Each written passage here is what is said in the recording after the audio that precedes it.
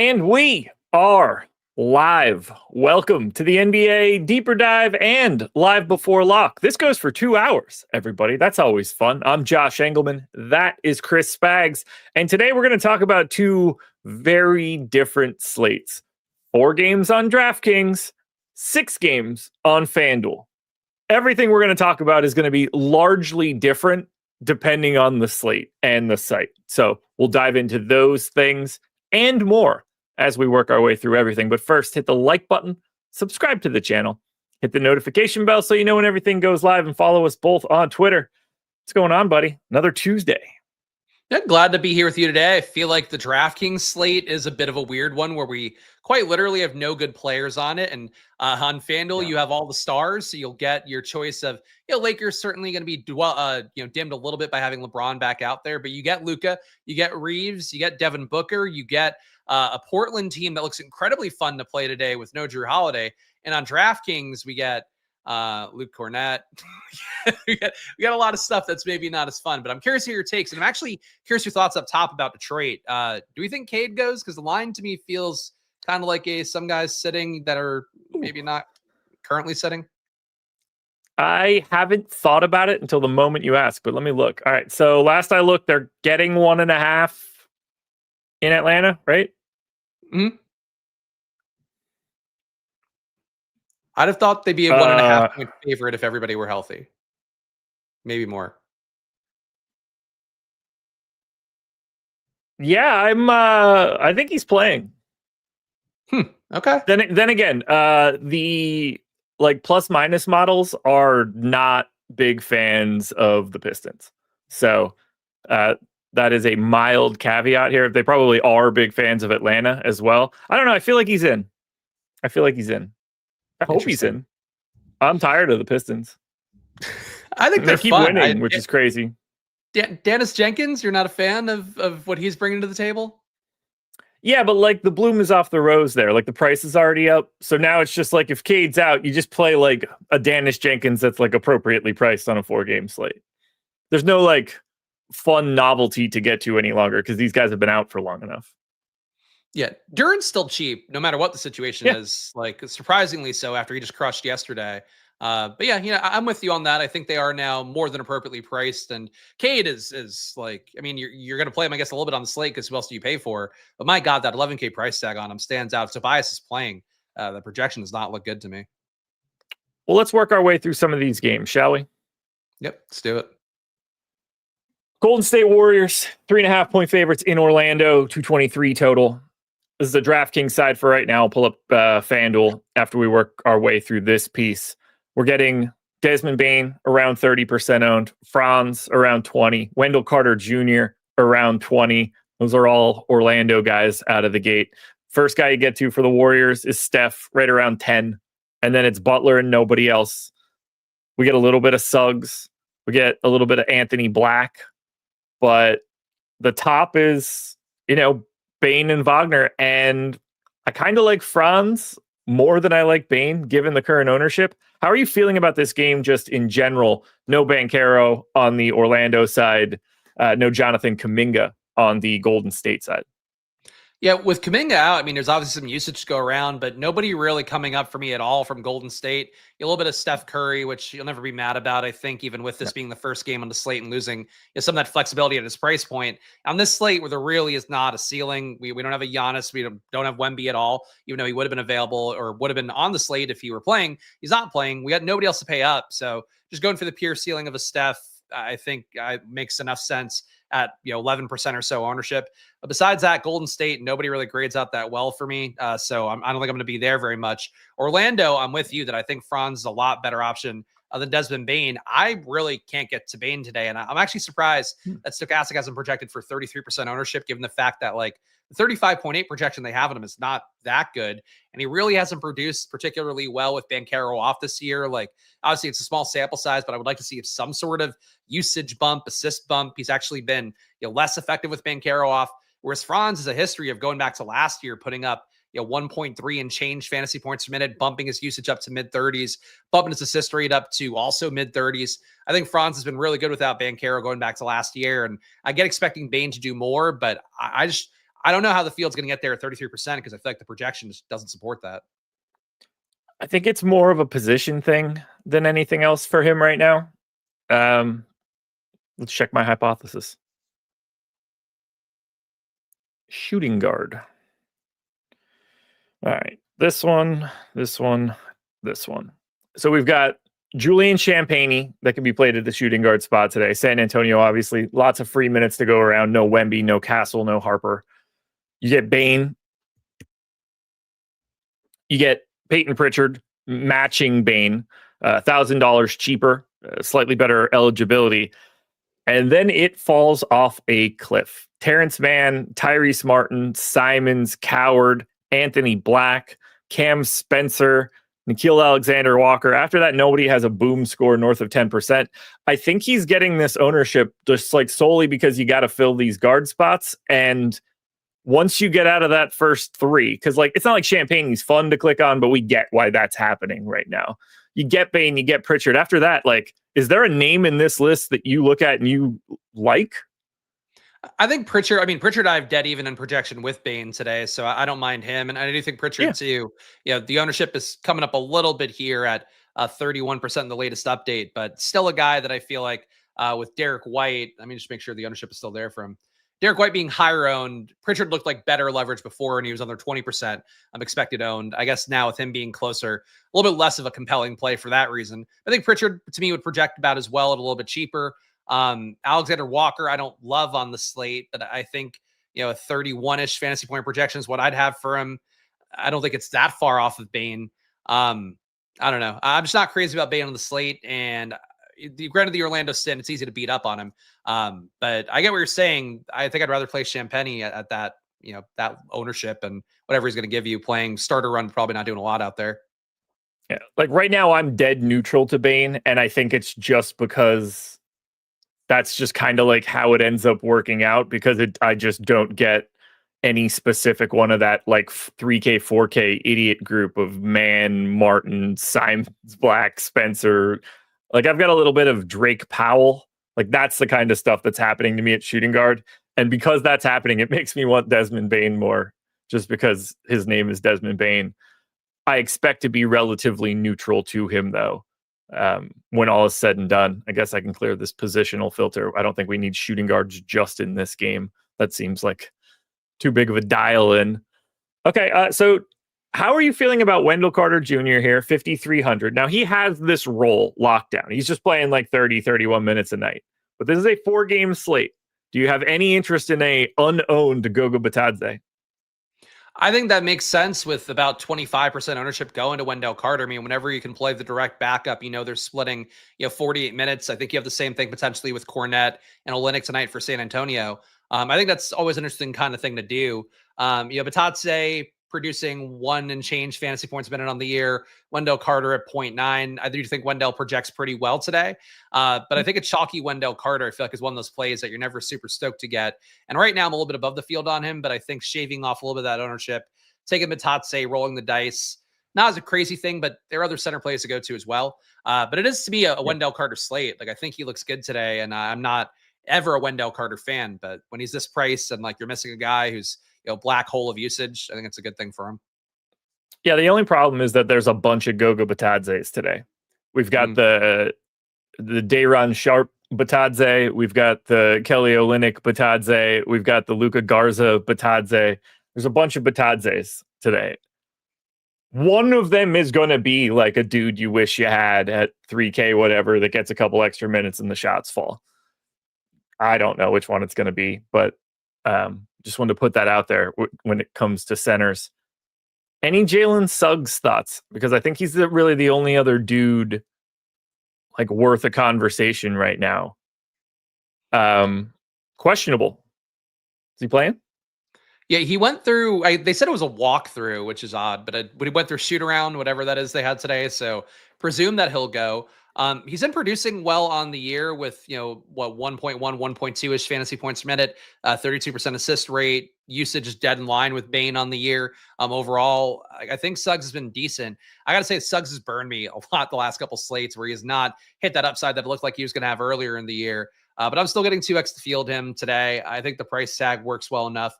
At 6,100, it is up a lot from he was just 4,700 last week. I feel like he's only failed that high ownership since then, or at least been barely passable.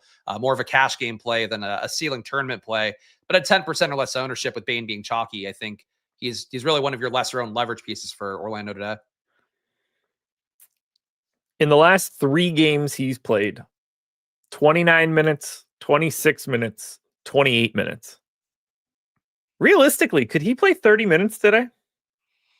He's closing. So, theoretically, I guess you could tack on 1 and change more. But yeah, I think projecting him on the safe side, like Stokastic has him at 26 and change right now. I get why you do that. But if the game's competitive, I think he plays 28. It might be hard to crest past 30, but I think you can get to 29-ish, just under 30. I'm interested what their long-term goal is for his minutes ceiling.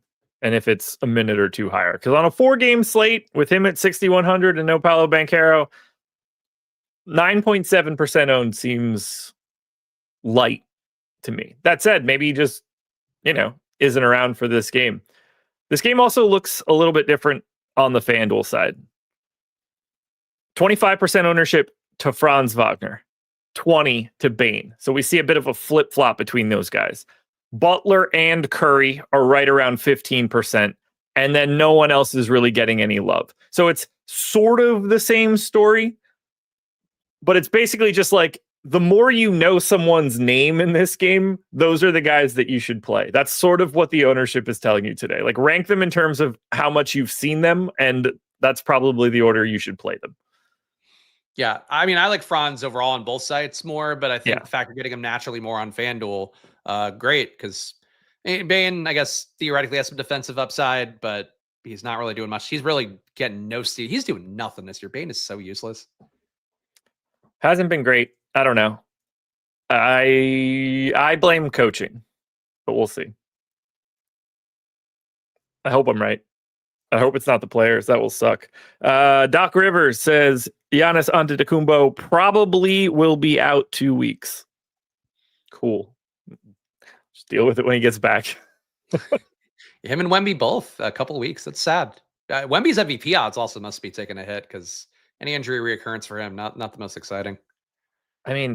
Anytime anybody gets an injury, you just immediately think well, all right, they're not going to play 65 games. On to the next guy. It's fucking Tristan Da Silva is going to win the damn MVP by the end of the year. His best ability is availability, and he does keep showing up when you don't expect him to.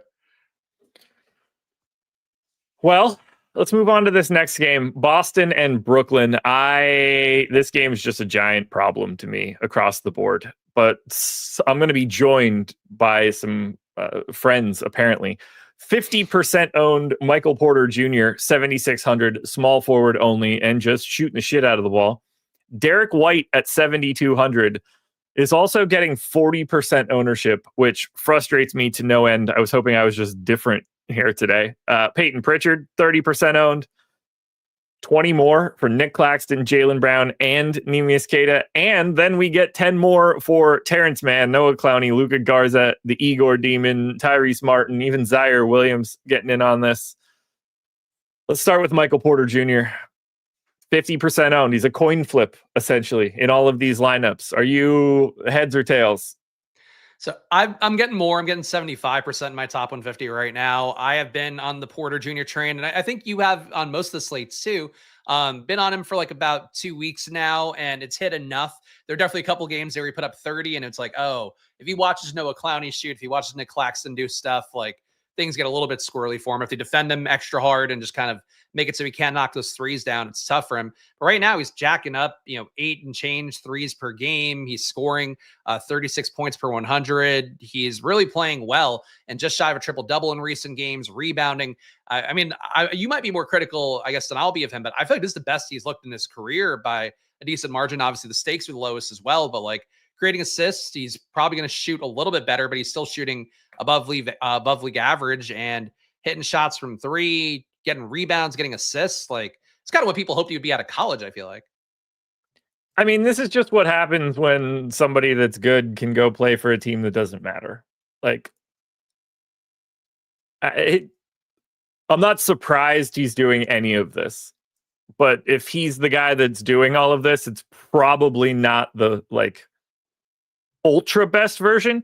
I would argue that the problem for him in Denver is not the fact that Nikola Jokic gets the touches, it's that Jamal Murray did. And that's a different conversation for a different day. Because obviously there's no scenario, no matter what Michael Porter Jr. is doing, Nikola Jokic should be the fulcrum of everything. Should he have gotten more over Jamal Murray? I could get behind that a little bit. I mean, it felt like, I mean, I know he had some quotes about it in the playoffs. Like, it felt like his growth was sort of stymied. And, you know, to see him now, and I went with you entirely, like playing on Brooklyn, D'Angelo Russell was like, this is the happiest I've been. I just get to play basketball. And now he's, you know, shunted down, lost a full red carpet role opportunity for Dallas.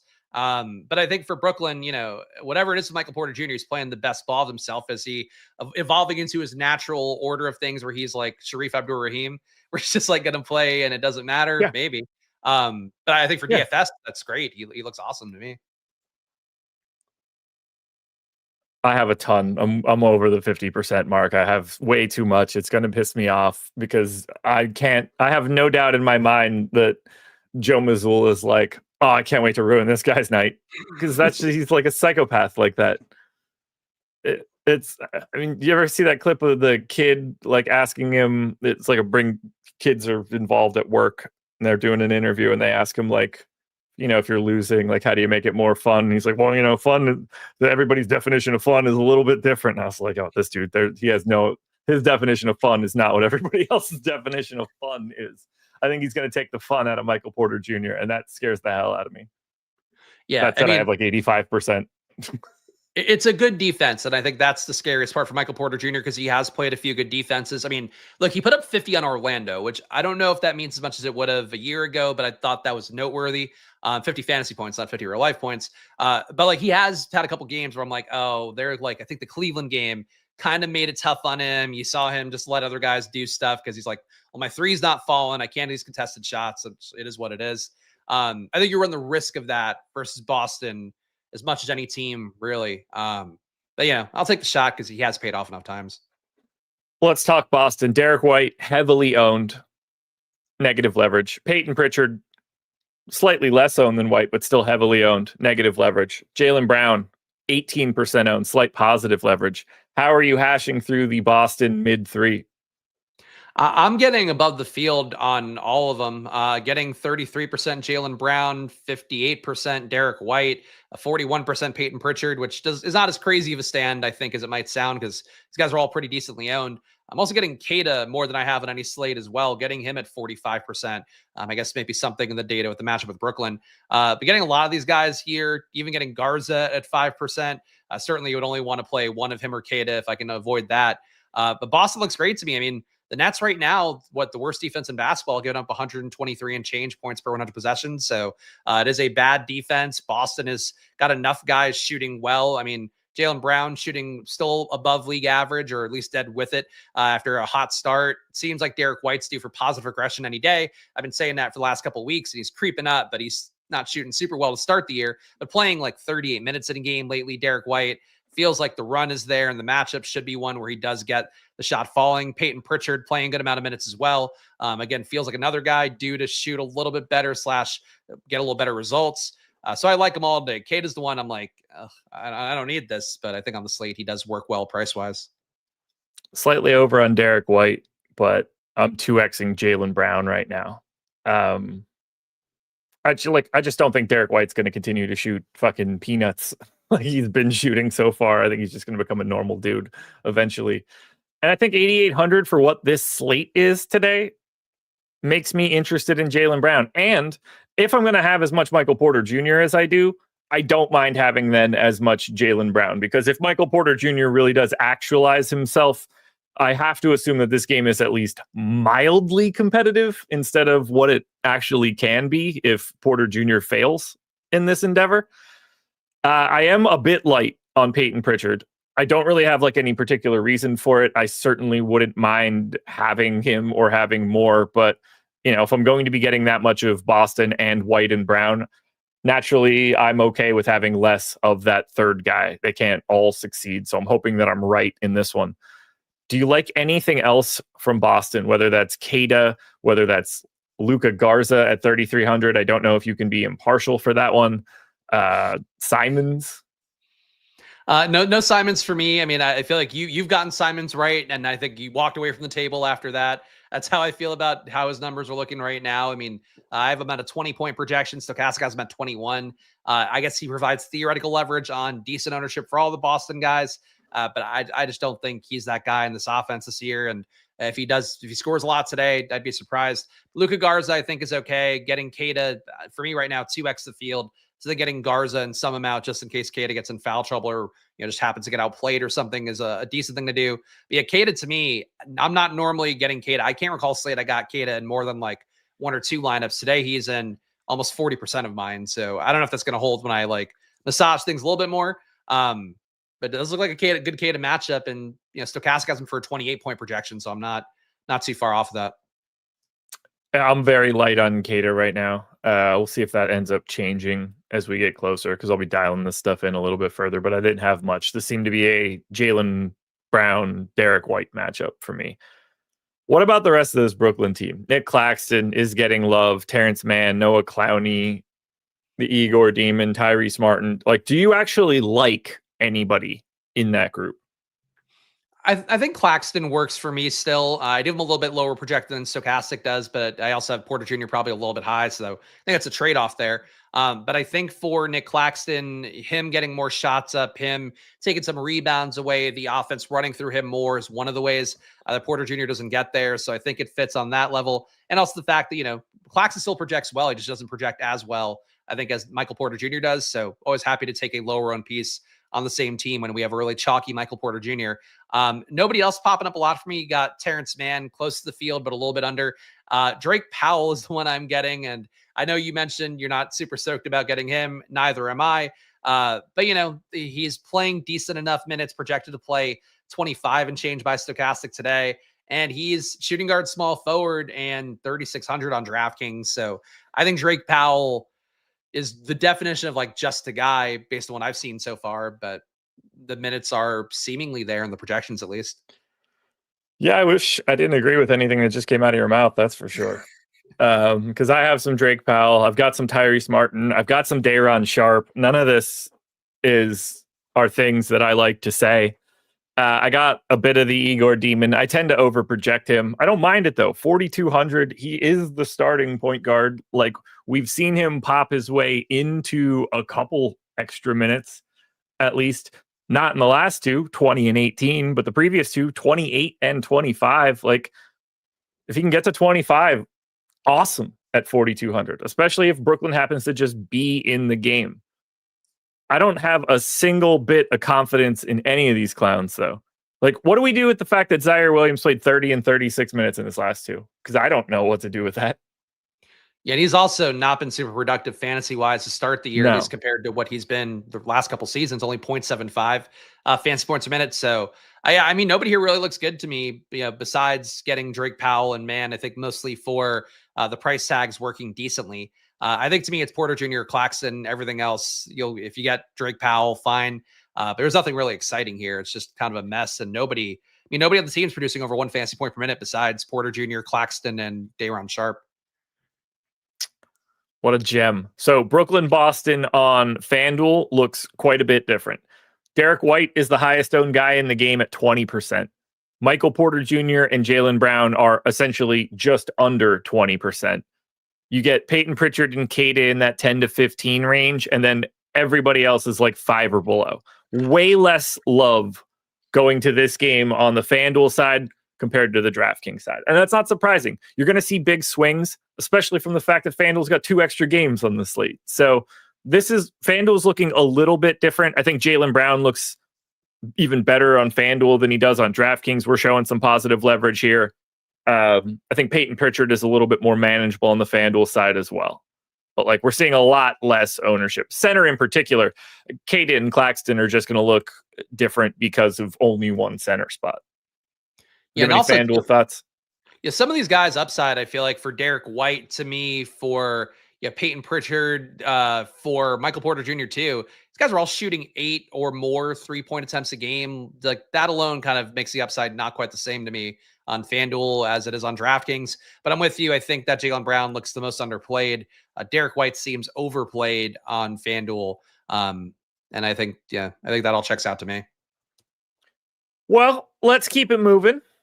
But first, about the midway point, hit the like button if you haven't done that yet. That helps us out more than you could possibly know. We always want to make it look like we're climbing the ranks, and every single little like just helps us climb those ranks. The other thing that we would like you to do, and this one would be really helpful to you guys as well, download the Tails app.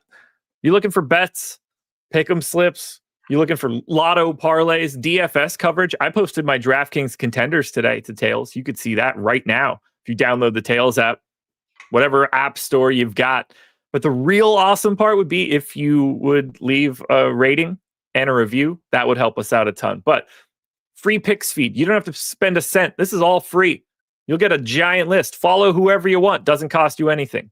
If you want to subscribe to people, there are paid packages on Tails. You can do that as well. But if you're just looking for some free plays, now's a great time to get in at Tails. Detroit and Atlanta. TBD, I guess, but we got to prepare for it. 8 o'clock tip. Detroit on the back-to-back. We don't know if Cade's playing. We don't know if Asar Thompson's playing. And even more interesting, we don't know if Tobias Harris is playing. I didn't think he was. I did not think he was back yet. But on the injury report, questionable. What are your leans right now? Do you have any? Obviously, in our projections, we've got everybody in. Yeah, if everybody plays today, I think it's mostly just Jalen Duren. He's coming up 21% for the field. I got him at 29.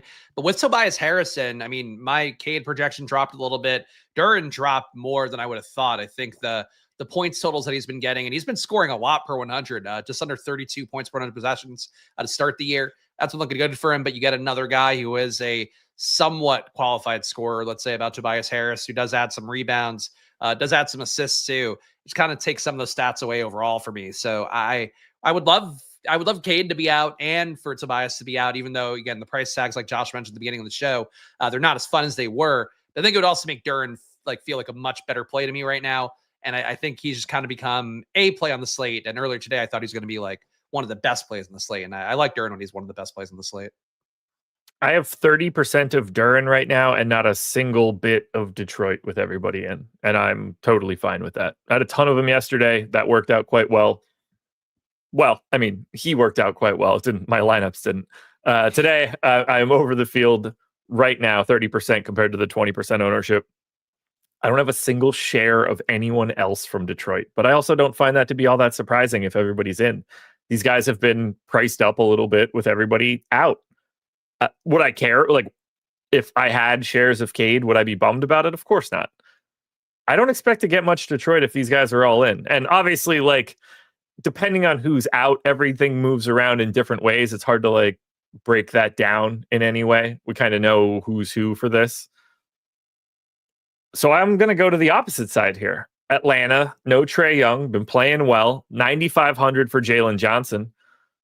6,900 for Kristaps Porzingis. Those are the only two guys getting any sort of ownership love. So right around the 15% mark. And they are a comparable mess because Risa Shea is questionable. Porzingis is questionable. And Onyeka Okongwu is questionable. I don't know what we're going to do here, but something is going to be important. We have no idea what that is. Yeah, it's tough because I love Jalen Johnson. You know, the day that he went nuts, I believe that was a no Porzingis day. Put up 90 fantasy points. I had him in every lineup because taking Porzingis off makes him look like such a better play. And really, Atlanta right now is kind of in no man's land where you put Porzingis in. If everybody goes besides, Trae Young, who's still out, obviously, they're all priced where they're supposed to be. I think if you take Porzingis out, if you take Porzingis and Okongwu out, then you're going to get Jalen Johnson looking infinitely better. You'll get Mo Gay coming up a little bit more. You'll get, really everybody in the team, Alexander Walker looking better. So I think it's a really important spot. And, for this game today, as it is right now with all these guys in, none of them are coming up a lot for me.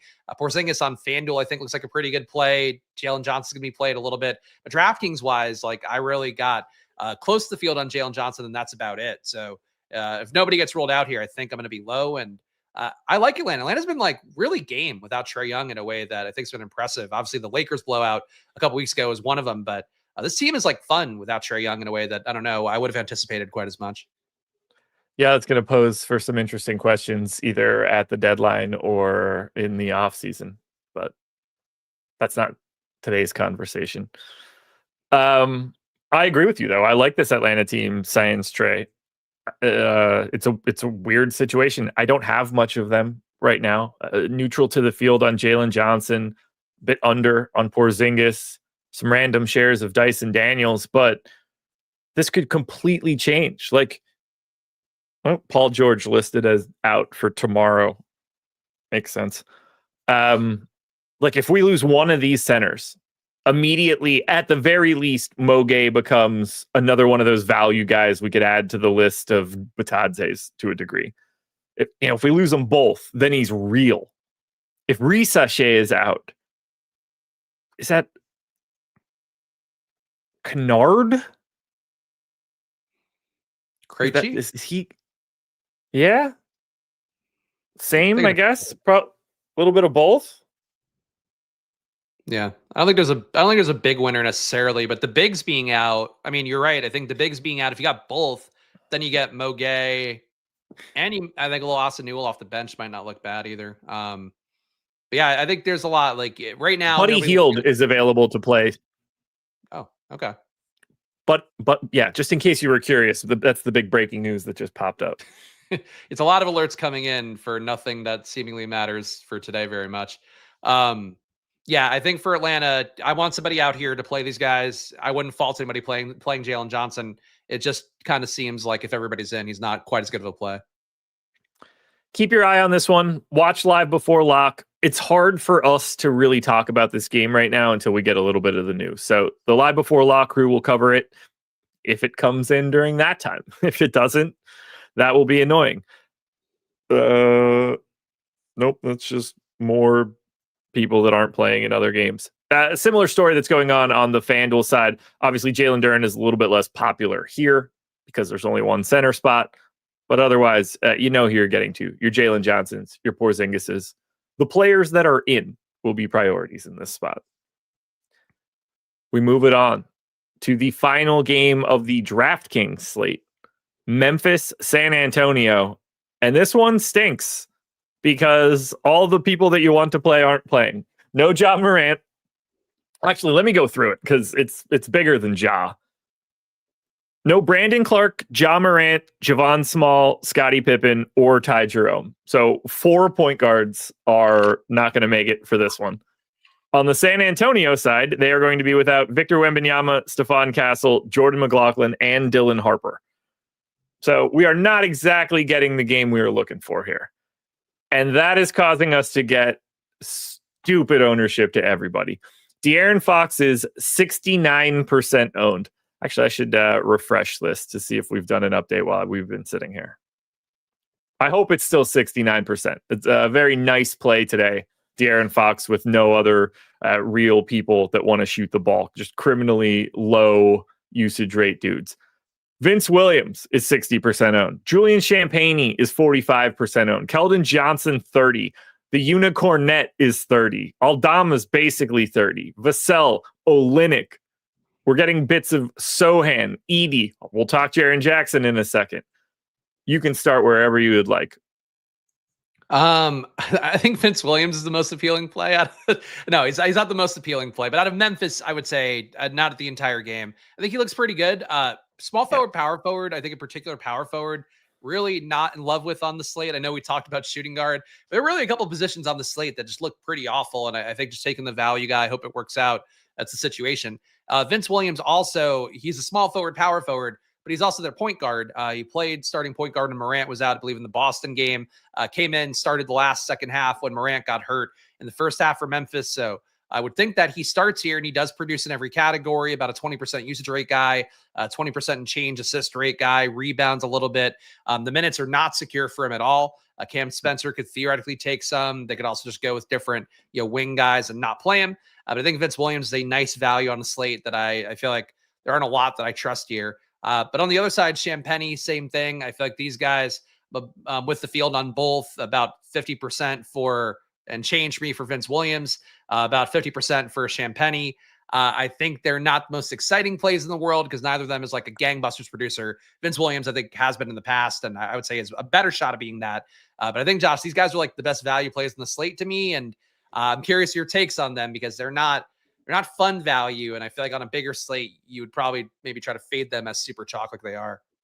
I'm basically right at or right under the field on Williams and Champagnie, and I'm not surprised by any bit of that. It's just like really easy to fit him in. There's plenty of minutes to go around. The Vince Williams one could really break the wrong way. You just never know who's going to play for Memphis, but I feel good about it. Champagnie, I'd be shocked if he's not out there for what I expect. What he does while he's out there is a different conversation, but he's just going to play, more or less. Fox, like I'm with the field. I've got 70%. He's 8,300 and there's nobody else around that shoots. He's easy to me. I'm getting a bit more Santi Aldama than the field, and I'm not getting all that much Luke Cornett. Which one of those items would you rather talk about first? So I'm low on Aldama overall. I'm only getting 5%. The field's at 27. I think I am paying down at power forward and I'm not playing Aldama at center. So I think that's part of the reason why for me. I'm curious the Cornett side of things because I think Cornett versus Olynyk, I don't think it's a guarantee one of them makes a winning lineup. Obviously, there's, I think, enough center plays on the slate.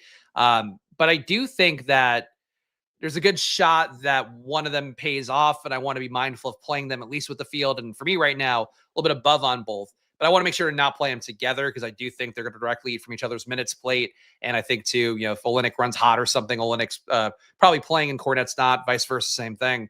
But yeah, the bigs here, Aldama, I'm totally out on it. The other guys I like. I'm a little bit so I'm 2xing Kelly Olynyk right now in lieu of the amount of Luke Cornett that I have. I am going to dig into Cornett a little bit after the show just to make sure I'm not missing anything there because I do obviously like the spot. We've also got Zach Edey in the same spot. He's $500 more expensive than Cornett right now, minimally owned. That's at least mildly interesting to me. I don't see those guys as like super different. One of them's 7% owned. One of them's 29. Wait, hold on. Yeah, 29. Do you have any Edey interest here? No, I tried to. I mean, am I correct in the data that he does not have a single assist on the year so far? It's not a big sample size, but he doesn't have an assist, right? Well, he's only played one game, so if he didn't get an assist in that first game that he played, then no, he doesn't have one. Yeah, so I don't think he did. I flipped his rates back to last year because it's only been the one game. I thought it was one or two. I'm not getting him the minutes. Stokastic's going to miss 25. He's 6K. I think there's a lot better center plays on the slate based on the data. But I think he'll play better than the numbers look from the very small sample size of this year. But I don't think the minutes upside is there for him on a slate where there's a lot of centers, including this game. Like I'd rather play every other center, including Aldama, I think over Edey personally. Yeah, that's what the ownership says right now too. It's just 7% is just an interesting number given where some of the other ownership marks are. That's where my head's at. I don't think this is a 3-1 Luke Cornett spot right now, but we'll see. I have 6% of Zach Edey. I'm matching the field, so it's not like I'm taking a stand here. Daniels knows where this is going. Can I interest you in any Jaren Jackson Jr.? Caveat right now for me, I have 0, but I like him quite a bit. I'm above the field on him. I'm getting 13% and the field's at 8. So this is a move in the right direction, I guess, for the relationship with Jaren Jackson. I have not been getting there very often, but the usage rates seem to be there long-term for him without Ja Morant. So I keep giving it to him. He's shooting. Yeah.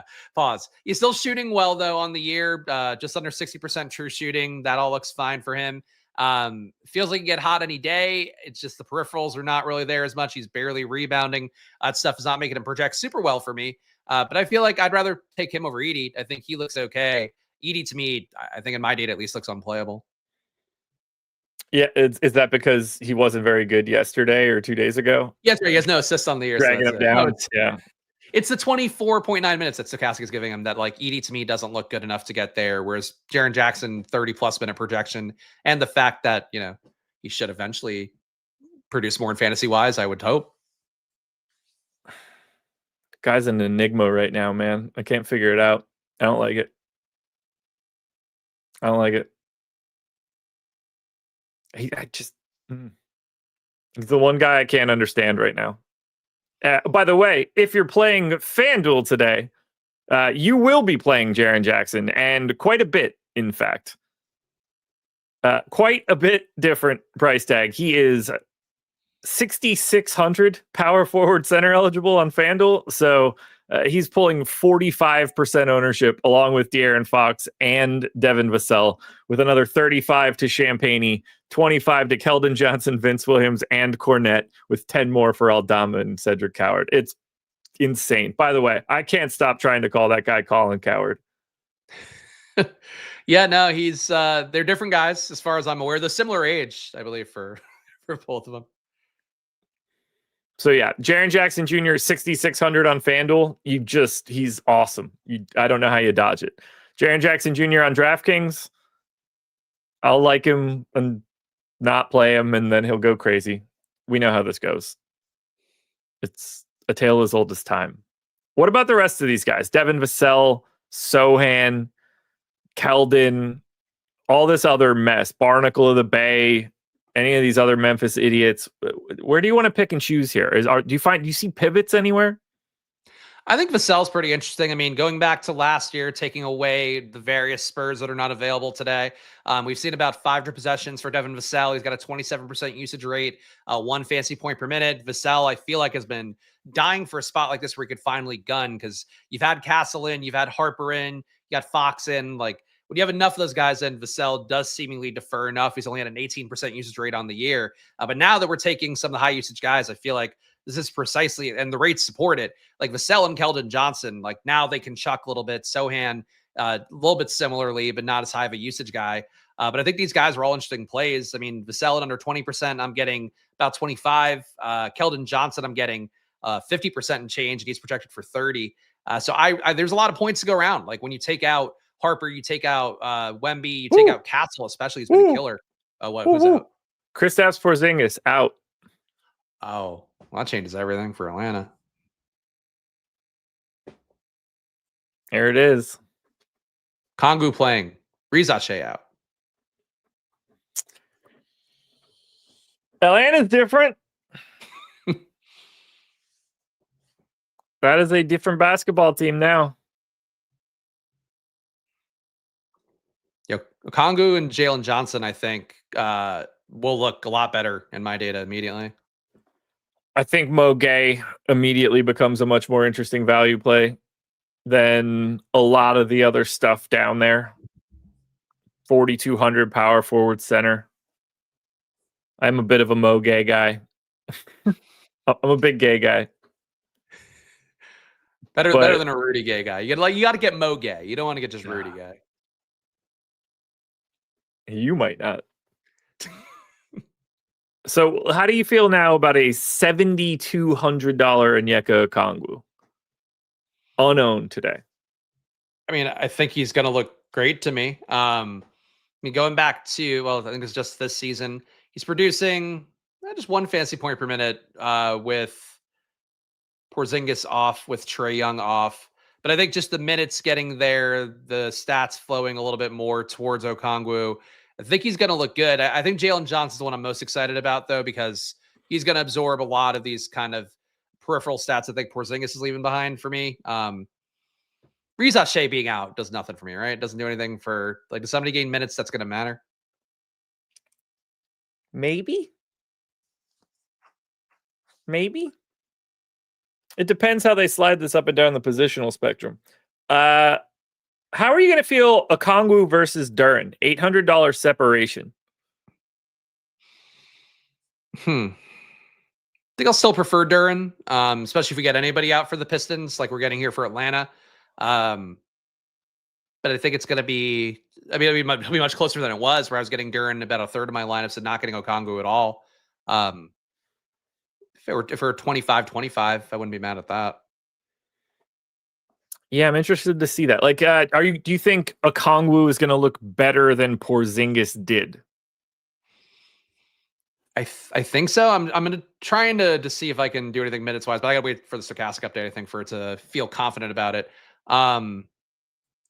I think he's going to look a little bit better than Porzingis because these guys produce close enough rates. I mean, Porzingis is at 1.3 on the year. Okongwu's at 1.1. I think in my data, or Okongwu will look better. Yeah. Yeah, I think it'll be close. So I'm guessing Okongwu starts to be in like the 15% owned range. It's the vibe I'm getting, just like trying to compare it to where Porzingis was.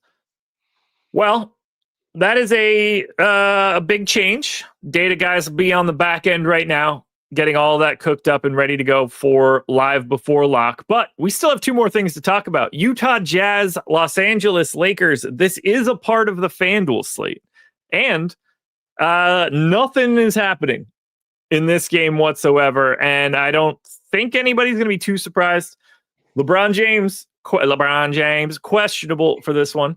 15% owned for Luka, 15 for Austin Reeves, 5 for Markkanen, and nothing else. I mean, I get why you would play Luka. He's Luka Doncic. It doesn't matter who is playing today. If Luka Doncic is going, he's just going to keep going. Reeves is a little scary to get to here. Do you want anything else? I think like Ayton and Nurkic are both wild card options for the FanDuel slate, but this is a tough one in terms of wanting to get to anything. Yeah, I mean, FanDuel wise, Luka really seems like he's going to be overplayed. Obviously, you could still take that shot, but it does seem like half the optimal rate compared to the ownership. Not super exciting. I think Reeves is kind of compelling because the assumption that LeBron's going to be on a minutes limit, that's meaningful. Right now, Stokastic has LeBron for 22 minutes. I think with that amount of court time, Reeves still looks good enough. But Reeves has been a monster on the year. He's been good when you take one of LeBron or Luka off, or AD previously going back to last year. But getting LeBron in for any amount of minutes, I don't think is good for Reeves, but I'd be cool playing him above the field on FanDuel because of the fact that, like, you know, he's a little bit under-owned, seemingly based on the leverage.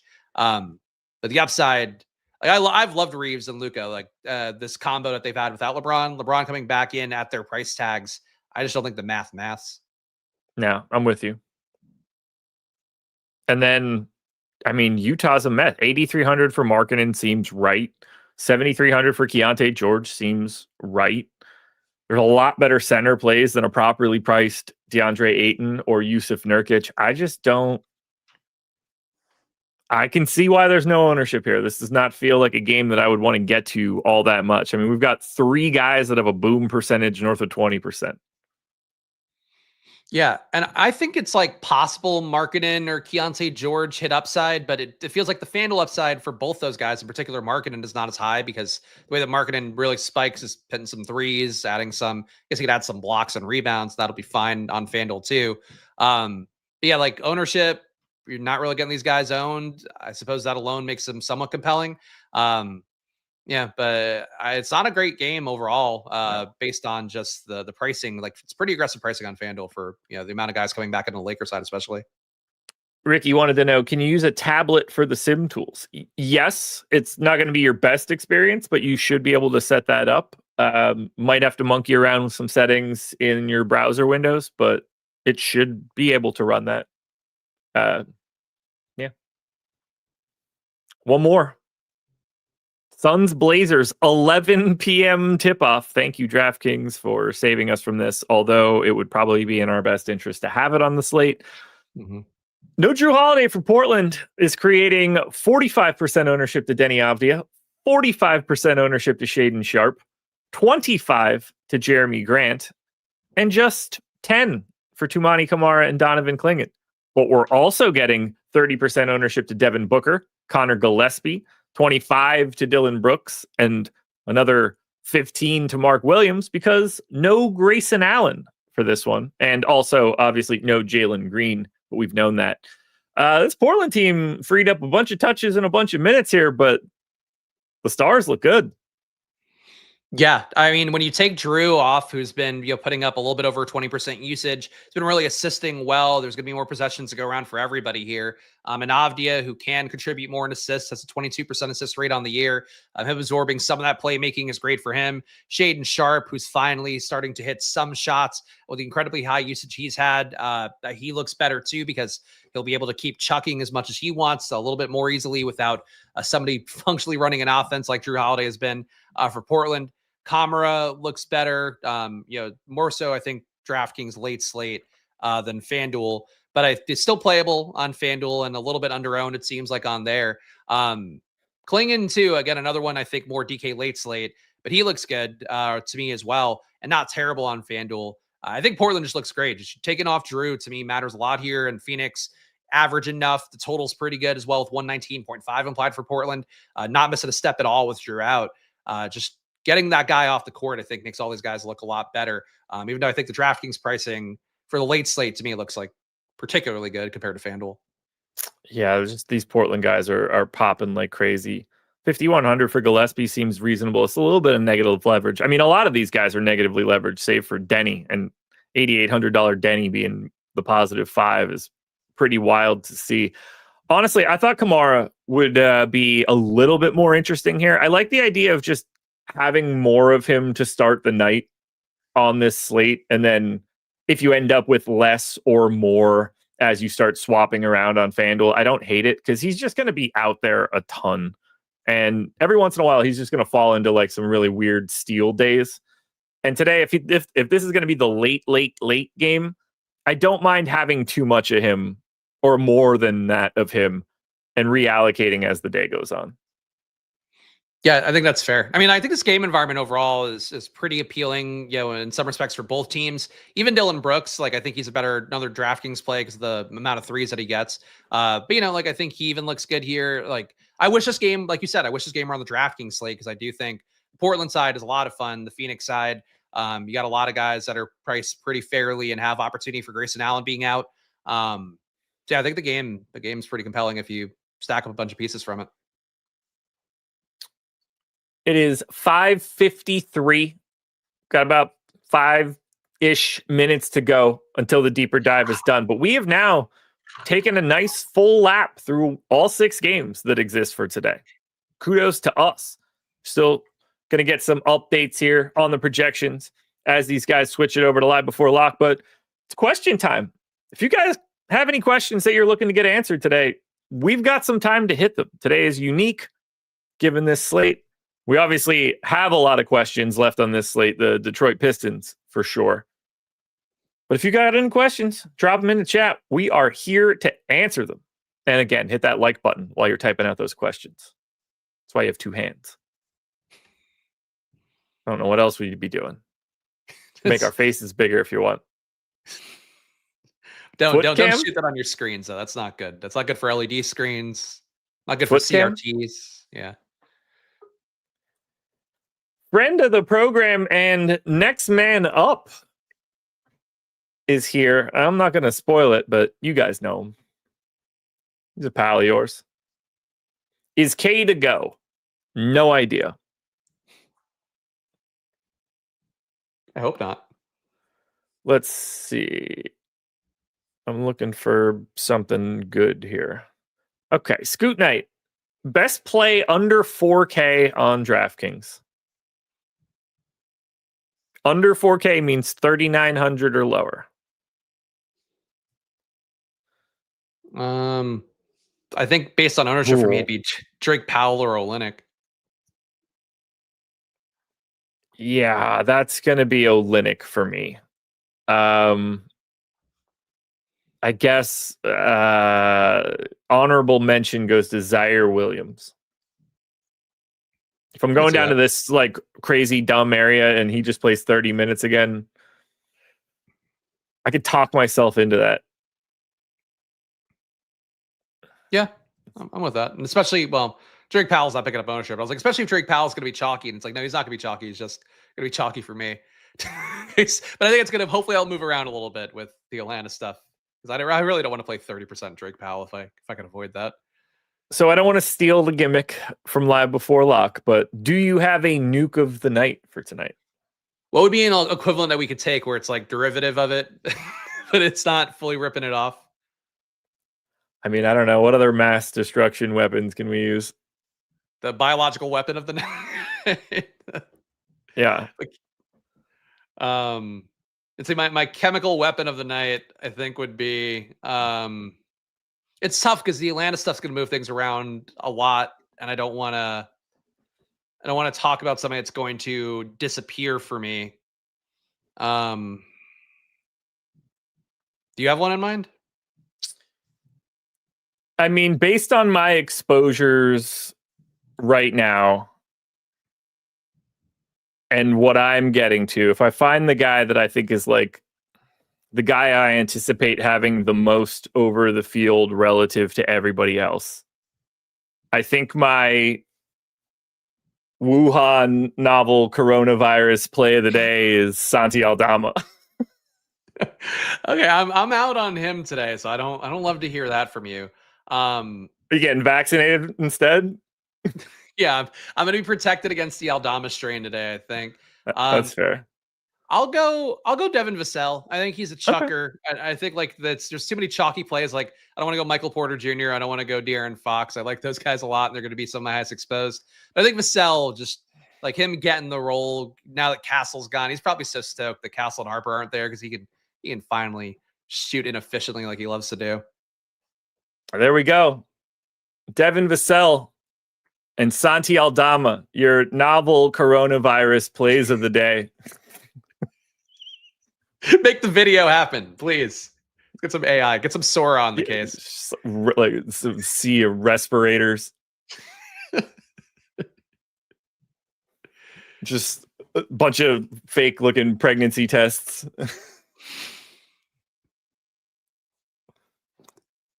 That's where we're at now. That's where we're at.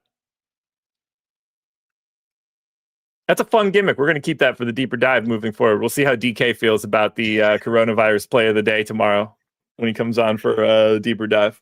You give him no context. Just be like, DK, what's your novel coronavirus people on ventilators play of the day?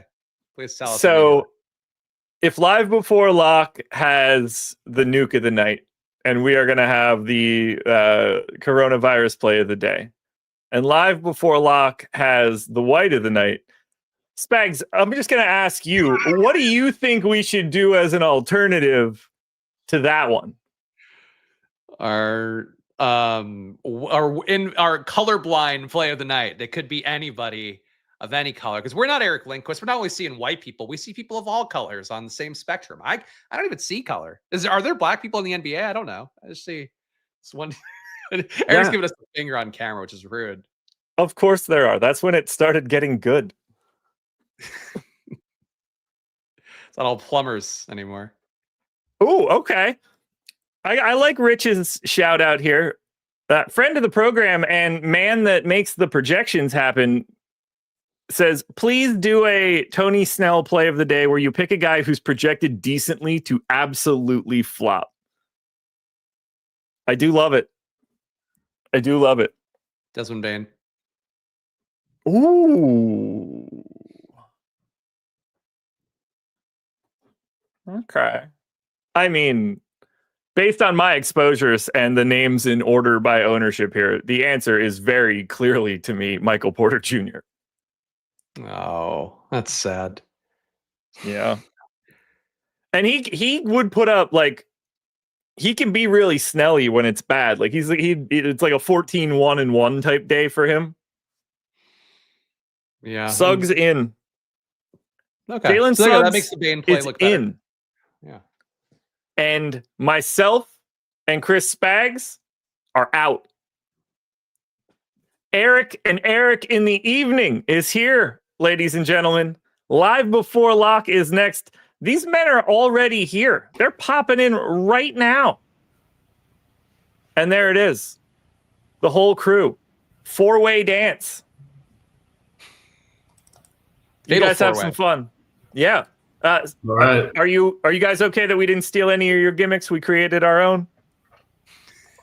I have no words for either of you right now. No words. Well, there you go. The guy with no words has an hour for you. You guys have a good night. Yeah. Hi, guys. Later, All right. boys. Time for me to flex because I'm doing the heavy lifting.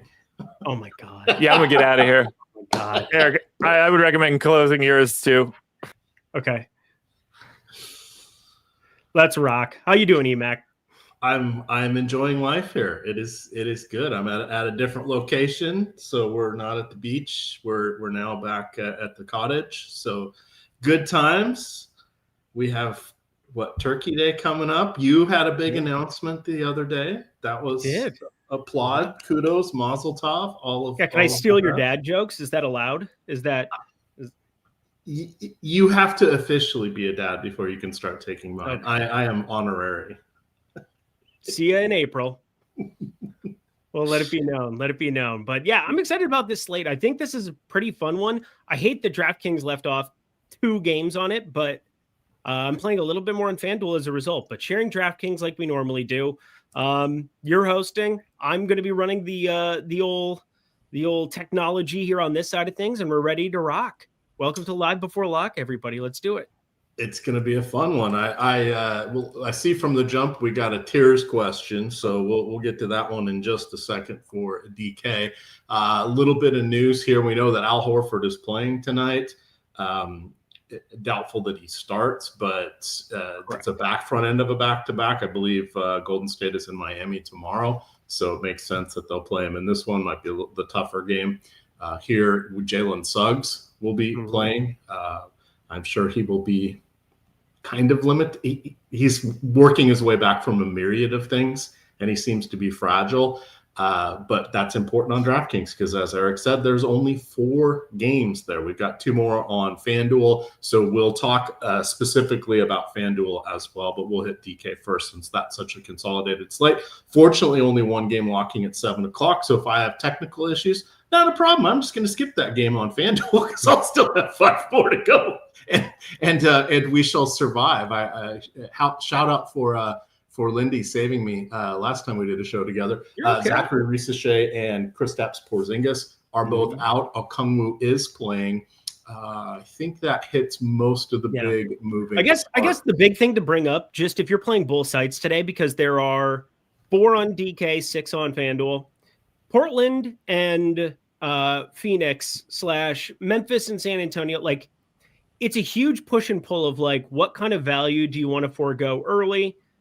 And then you have Denny Avdia, the most popular play on the slate. You've got Shaden Sharp, the second most popular play on the slate. We have so many spots we can go later on as the night progresses. But like, how many guys are you going to play from San Antonio, and how many lineup spots do you want to have left? And like, just the late swapping of FanDuel is going to be really, really fun. It's kind of a bummer. Again, I'm really bummed out DK didn't do it. So I'm playing 1 lineup on DK. I'm playing 150 on FanDuel.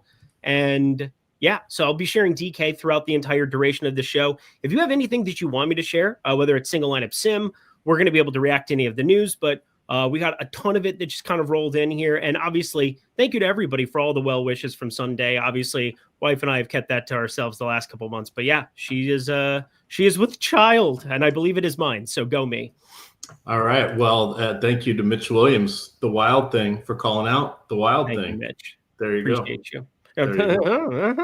I don't think we have news yet on Cade officially one way or the other. But biggest piece we're waiting on. Yeah. So let's start in on tiers here. So quickly, do you have it up? I've got it up and can read it. So yeah, go ahead. You've got it. Okay. So tier 1, we have Wemby is out. Cade Cunningham is questionable. That's okay because I think you really want to go with Jalen Johnson here. He has really stepped everything up in the absence of Trae Young, and I think he should be a core play in all builds, especially when you don't have to pay for him. And the opportunity cost is Steph Curry, God, I wish it was Steph Curry, and potentially Rusty. I don't want to say limited because I don't think they'd put Cade back out on the court if he's going to be limited, but Rusty. Yeah. It's been a minute since he played. Tier 2. Well, one thing about that, have you looked at Cade's shooting numbers this year? Well, are we going to include or exclude the game where he took 45 shots? We're going to include all of the games together. I'm curious if you just had to guess, Emac, because you're somebody who knows ball. You write every single day. If you guys aren't checking out Emacs Building Blocks article, you're kind of doing it wrong in the world as well. So make sure if you haven't seen that, he will be posting it in the chat here from time to time for you. Make sure you click, take a look, check around, get yourself primed for slates, because obviously a lot of what we do on this show is reacting to news in the moment, try to give you the best information. But Emac, if you had to guess, hopefully you didn't pull it up, what's his effective field goal percentage on the season? Oh, I'm going to say like low 50s. And I'm guessing he's probably shooting about 43% from the field. 51.3% effective field goal percentage on the season. Like a lot of what Cade Cunningham does, I mean, obviously you get Thompson, you get Duren in. The rebound rate is going to take a pretty big hit there. And the one game, it was last Monday, I can remember the exact day that I bet his triple-double, because I was like, oh, well, if you get Thompson off the floor at least, we already had Tobias Harris out there. Well, you were looking at a really good spot. We got better than plus 1,500. And of course, he converts it on the last play of the game with an assist. It was in regulation, and then they go to overtime where he had already hit it. But I look at Cade Cunningham as somebody who I expect positive shooting regression to some extent. And the minutes are already so ridiculous. And if he's playing today, I assume he's a full go. Like, there's no reason. They're off to the best start you could ever ask for in Detroit. And so, like, there's no point in having him out there for 30, 32 minutes barring blowout. Like, you're just rocking and rolling with him no matter what in any capacity. But, like, he's a 26th percentile true shooting percentage right now. 17th percentile effective field goal percentage on the entire season. It's 47.9%. So it's even lower than what I had written down earlier here, because I didn't have that last game in the sample size. But yeah, you look at him, he's sub 50% effective field goal percentage. There's positive regression written on that. And I do think, not to jinx it here on him, but like if these minutes stay high 30s, low 40s in competitive spots, we're going to see some ridiculous 60-point fantasy outcomes from him going forward. Cause like they're just firing on all cylinders. Probably not going to help if you get Harris out there. Not going to help the rebound rate whatsoever if you get Harris and Asar Thompson out there and Stewart off the bench. But Cade Cunningham, assists, north of 40% assist rate, positive shooting regression. We could see some massive nukes. All right. Tier 2, Jaylen Brown against the defenseless Brooklyn Nets. Franz Wagner against Golden State. We've got De'Aaron Fox against Memphis, and Jaren Jackson Jr. on the other side of that game. I would lean towards Jaylen Brown 1, Fox 2. However, Fox is going to be a massive part of our salary cap version of DFS tonight. What do you think for tier 2? Yeah, I'm pulling up San Antonio here as we're talking about them, just so you get an idea of where the Sims are landing. De'Aaron Fox is really, really nifty, but I think my favorite play from the team relative to ownership is Luke Cornett. I had bet him last night. I think we're going to see some really big Luke Cornett games going forward. Kelly Olynyk behind there, but man, even Kelly Olynyk is kind of interesting in some of these spots if something happens to Luke Cornett, a really good fantasy producer, no matter where he's been, Boston, Toronto, he's been all over the place, Utah, Kelly Olynyk. But Luke Cornett, if you saw him with Boston, I mean, he was behind 48 other dudes there. And now in San Antonio, he's kind of got the center position on lock right now with Wembanyama out. They're going to play Kelly Olynyk behind him, but like Luke Cornett can do stuff from a fantasy perspective. And you can see positive leverage coming in on him, 9.8% positive leverage. I really like being north of this 28% number. We'll see if it comes up as we go along here. And obviously we're going to wait on any other kind of news here on the Detroit side, which will really depend on what we do with Duren. You kind of saw yesterday, y'all wanted to have some Duren in your life with all those other guys out. He only got to like 25% ownership. I got to assume we're going to see it way north of that on just a 4-game slate here today. But I do like Luke Cornett a lot from it. Julian Champagnie, kind of a guy that I'd be all right living without here at 4,700, but the center position, I mean, Fox just de facto pretty nifty there. Don't really have a lot of takes on Keldon Johnson, Devin Vassell, Jeremy Sohan. There's just enough bodies there that it's pretty thin for me when they're in the 5 and 6K range to really have to take shots there. But pay attention to these centers, because I think Cornett and Olynyk are guys we're going to talk about as they move forward. Kelly Olynyk north of 4K, Cornett north of 6K, where we kind of have to make some decisions on them. But at 5,400, I love him today. Do you, Emac? Yes, I do. And I actually used him in the leg of a pick'em site parlay. Love. Over on, I think it was 22.5 PRA, if I remember correctly, something around there. Yep, I got 27.5 fantasy score over there. Also, last night. They pulled those. They didn't have many fantasy, or it's a factor of being in Florida. I never know. So yeah. It's good stuff, though. No, that's going to be a really, really good, serious situation there. Jaren Jackson, week matchup. We'll talk about that. Stewart, game TNT. The Isaiah Stewart thing is a little bit annoying. Just even as a starter yesterday, we saw him get to like just 20 minutes against Indy. It ended up being a blowout, but like, I doubt he would have played more than like 25, 26. Was that a product of it being a back-to-back and maybe trying to limit it a little bit? Was it a product of just everything Detroit did went well for them and they didn't have to push Stewart here and they didn't know the availability of Harris and Thompson here on the back-to-back? I just get a little uncomfortable even with the starting spot there you got for Stewart. 20 minutes is a little bit surprising for me, but do I think Tobias plays? These are obviously the questions we're going to get throughout this entire show, but yeah, massive foul trouble people are putting in. He had 4 first-half fouls, but then do you have to limit him at that point in time? Like, he didn't pick up a 5th, I don't believe, at any point in time throughout that game.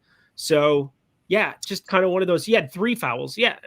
No, he ended up with the full. He ended up with 4. I know this because I listened to the Josh Engleman process show on the podcast when I was driving between our places today. And he broke it down saying that it looked like he missed about 4.5 minutes at the end of the first half. But yeah, my thing is like, would he have gotten to 30, 32 here? Because I mean, he's one of those guys that I have a tough time figuring out exactly what I want to do with pending what happens with that other news. And right now we've got all of those guys in. So as we move over to Detroit here, EMAC, you can see on the screen, there's only 3 guys that are really showing up in a prominent way. Duran, we got like a tiny bit of Cunningham and a very tiny bit of Asar Thompson, who I think if he's in is actually pretty sneaky just because of positionality and how this slate kind of shakes out, where you got some thin veiled value with like Julian Champagny and other guys.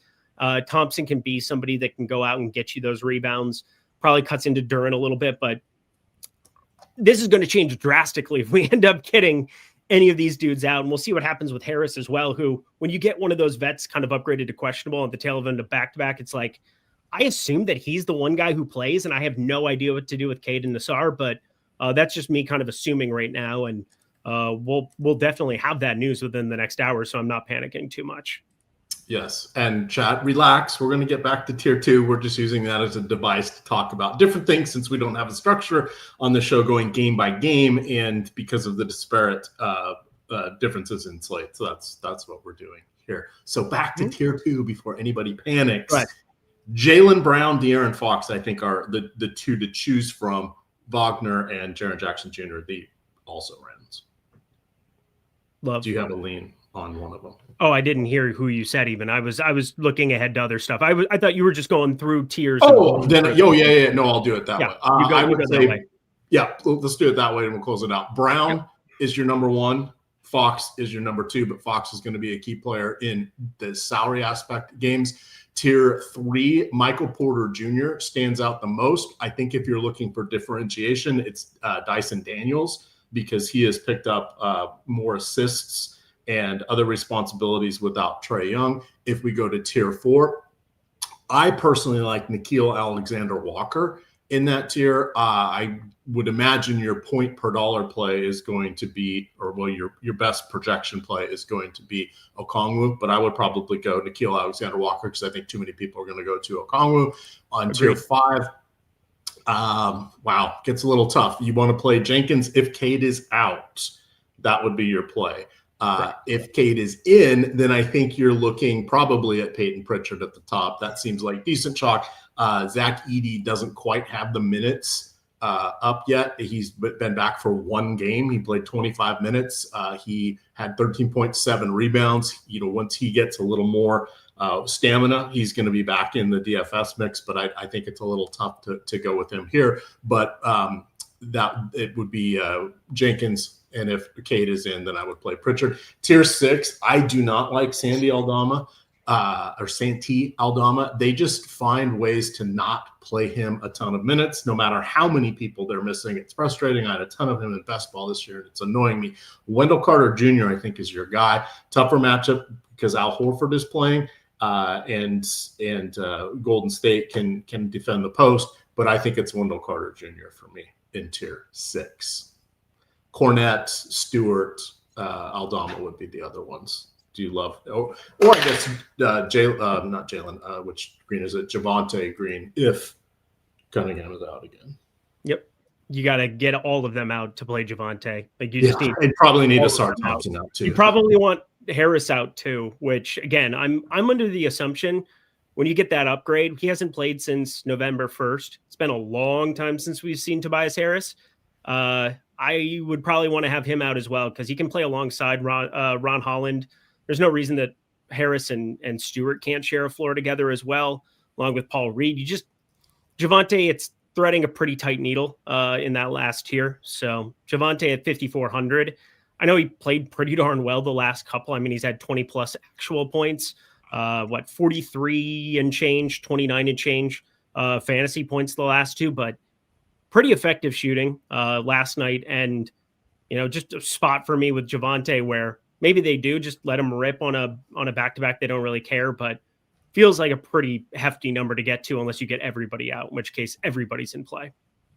Definitely. I see some people asking, skip the first game. Not on DraftKings. It's 25% of your player pool. I wouldn't do that. FanDuel, I was just saying, if I have technical issues, I will obviously I'll put the show. Yeah, let's pull up that game because it's one that we haven't covered really. And I know they go game by game on the previous show, so we're not going to do that. We're just kind of pulling up what we've got. So I'm going to add this team, and we're going to also add the Golden State team. There we go. Well, did I put something in wrong? GSW and contains GSW. There we go. So right now, not a ton of ownership coming in on the first game whatsoever, but Franz Wagner, I mean, if you're playing more than a lineup, it'd be weird for me not to have some kind of interest in Franz Wagner purely because of what that usage is. Absent Paolo Banchero. You get Jaylen Suggs in there, which is kind of annoying to any kind of Desmond Bane stand you might have been taking. You can see the Sims, they've kind of had us underweight on Desmond Bane all day. And I kind of agree with that too. I've done a couple of refreshes, but this might be the sneaky guy of the entire situation, especially on FanDuel. Tristan Da Silva, I don't know. He's played pretty well when I've watched them play. I feel like I've watched a lot of Orlando play, and he's been pretty sneaky good. What's annoying is you kind of have those slotted out minutes for Jonathan Isaac. You still, want to rotate in some other pieces, but he played 40 minutes against Houston. I know it was overtime, but or I believe it was overtime. I was watching part of that. And then 32 minutes previous. I mean, are we just kind of completely sleeping on Tristan Da Silva? I feel like 5K. Yeah, it feels like a crazy overpay. Golden State has been really good. If you care about defense first position, I don't all that much, but they have defenders at the power forward position and the small forward position, and they've been really good against it. But I still feel like if he's going to be 1, 2, 3% owned there in the Sims, people aren't getting to him, I might boost a little bit of Tristan Da Silva in my life, EMAC. Yeah, he just has more. He doesn't add a lot of peripheral stuff. No, he does not. It's shooting dependent for sure. Yeah, it's almost all scoring dependent, but I think he's in play. What price is Jonathan Isaac at? It's got to be in the threes. I think he's 3,700. Let me check. Is that worthwhile? I mean, what do you think he'll end up playing? Because it's really hard to click that button today. 3,700. He doesn't really get outside of 15, 16 minutes ever. You go through the box score. Yeah, 16 is where he's been topped off at exclusively this entire season. And he's never going to go out and put up tons of usage. He's got a really good rebound rate in the time that he's been on the floor so far this year. So rebounds are gold for him right now. But yeah, it's difficult for me to try to force that in, mainly because there's no minutes upside. When you don't have a right tail, you are asking him to go out and shoot the ball disproportionately well, get a disproportionate amount of blocks and steals. That's probably your best path if we're being honest, or running into more assists than normal. But there's no minutes upside to him where there's minutes upside for a lot of other players in the range. And, maybe there's a day where we get to 20 and then you're probably going to want Jonathan Isaac with his fantasy rate. But this year, you're not missing out on anything whatsoever at 3,700. And I don't think we're that value starved. Yeah, I would agree. I saw another site where he was kind of popping up a little bit, projected a little bit more. Yeah. And it doesn't feel, I always am super conservative on him. So he would need to be about 3,300 before I get excited. Even $10. Yeah, I know he's a $10 baller over there on Yahoo. It's a stretch. for that. I feel about him sort of like I do with TJ McConnell. There's a minutes cap there, whether they say there is or not. And so many things have to go right. Somebody said, so EMAC, responding to me and EMAC, which is fun. Those guys in Orlando played 40 plus minutes last night. Yeah, they had overtime. So that was kind of the big deal that happened there against Houston.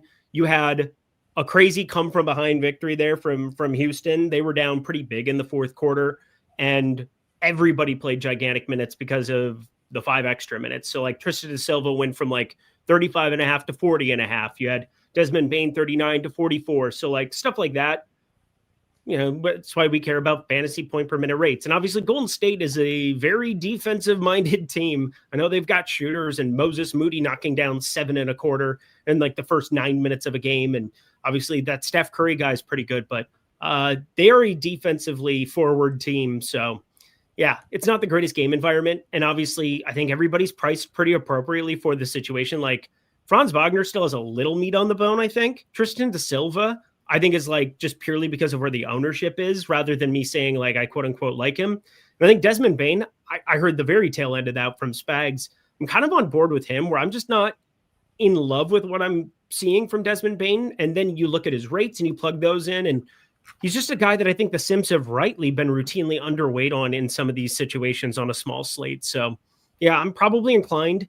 I'm not saying don't fade or don't play the first game, because Wendell Carter Jr. definitely going to show up in lineups for me. Franz Wagner definitely going to show up in lineups, and Steph Curry. Like if he runs into an inferno, it is what it is. But like, I think FanDuel is where they're a little bit more applicable. You get Jaylen Suggs, you get some other guys that can kind of like fit into lineups easier. 8,500 Franz Wagner looks really good over there as kind of a contrarian piece. You have Denny Avdia 8,800, who's going to be popular there as well. But on DraftKings specifically, this is just one of those spots for me where you still need to play it because it's 25% of the slate, as Emac said, but I'd be all right being underweight to the game as a whole.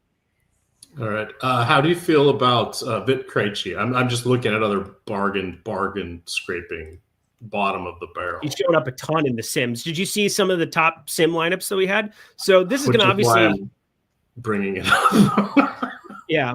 So if you look at some of these top Sim lineups that I've got here right now, this is a run that I did right before this show started. So you can see I'll probably update it here again at the halfway point as we do like the nuke of the night or something else, but want to keep this up on screen for people to be able to enjoy. And I know Emac's playing 48 sites and 100,000 lineups, whereas I am not today.